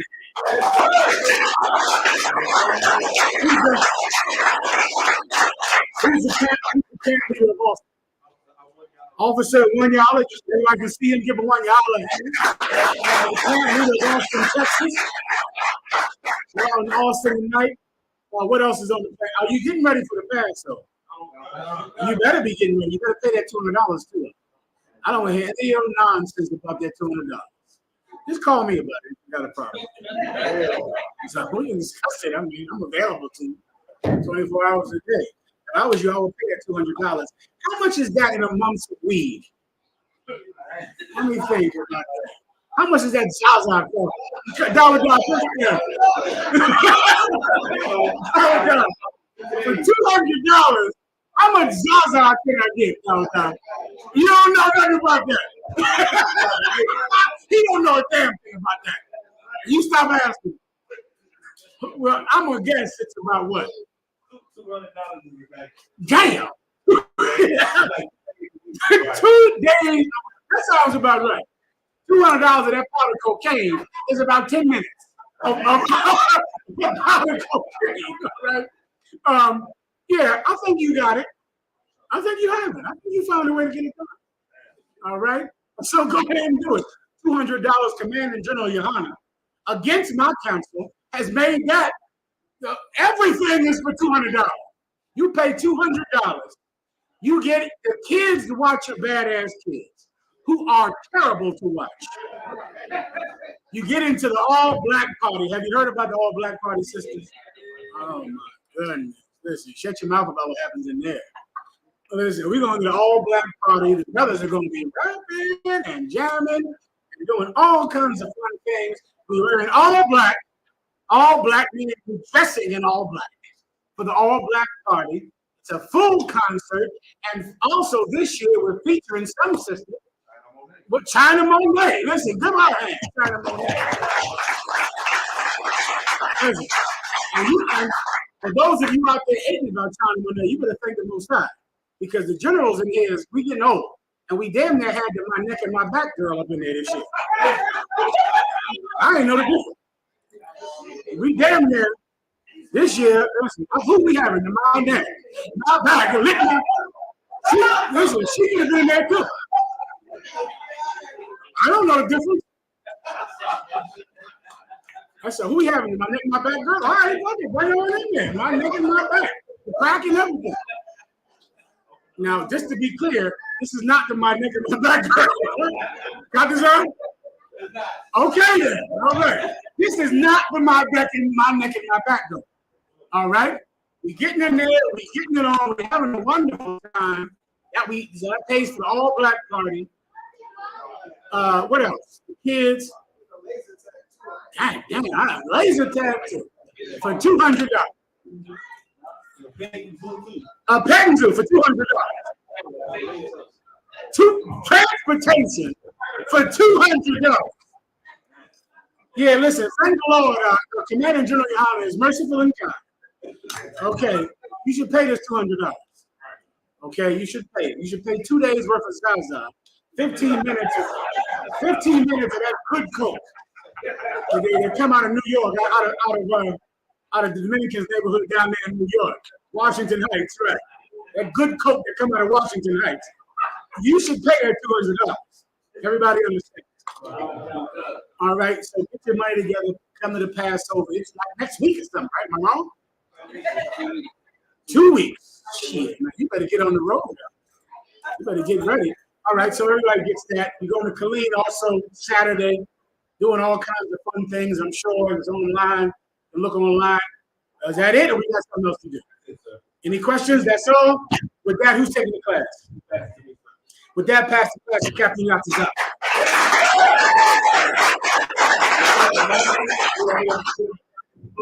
Mr. Israel, Imagine Shabbat, Imagine Barak.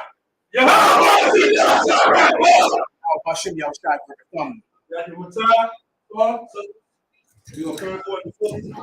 You're going to turn to the sister, Mr. Israel, Imagine Shabbat, Imagine Barak.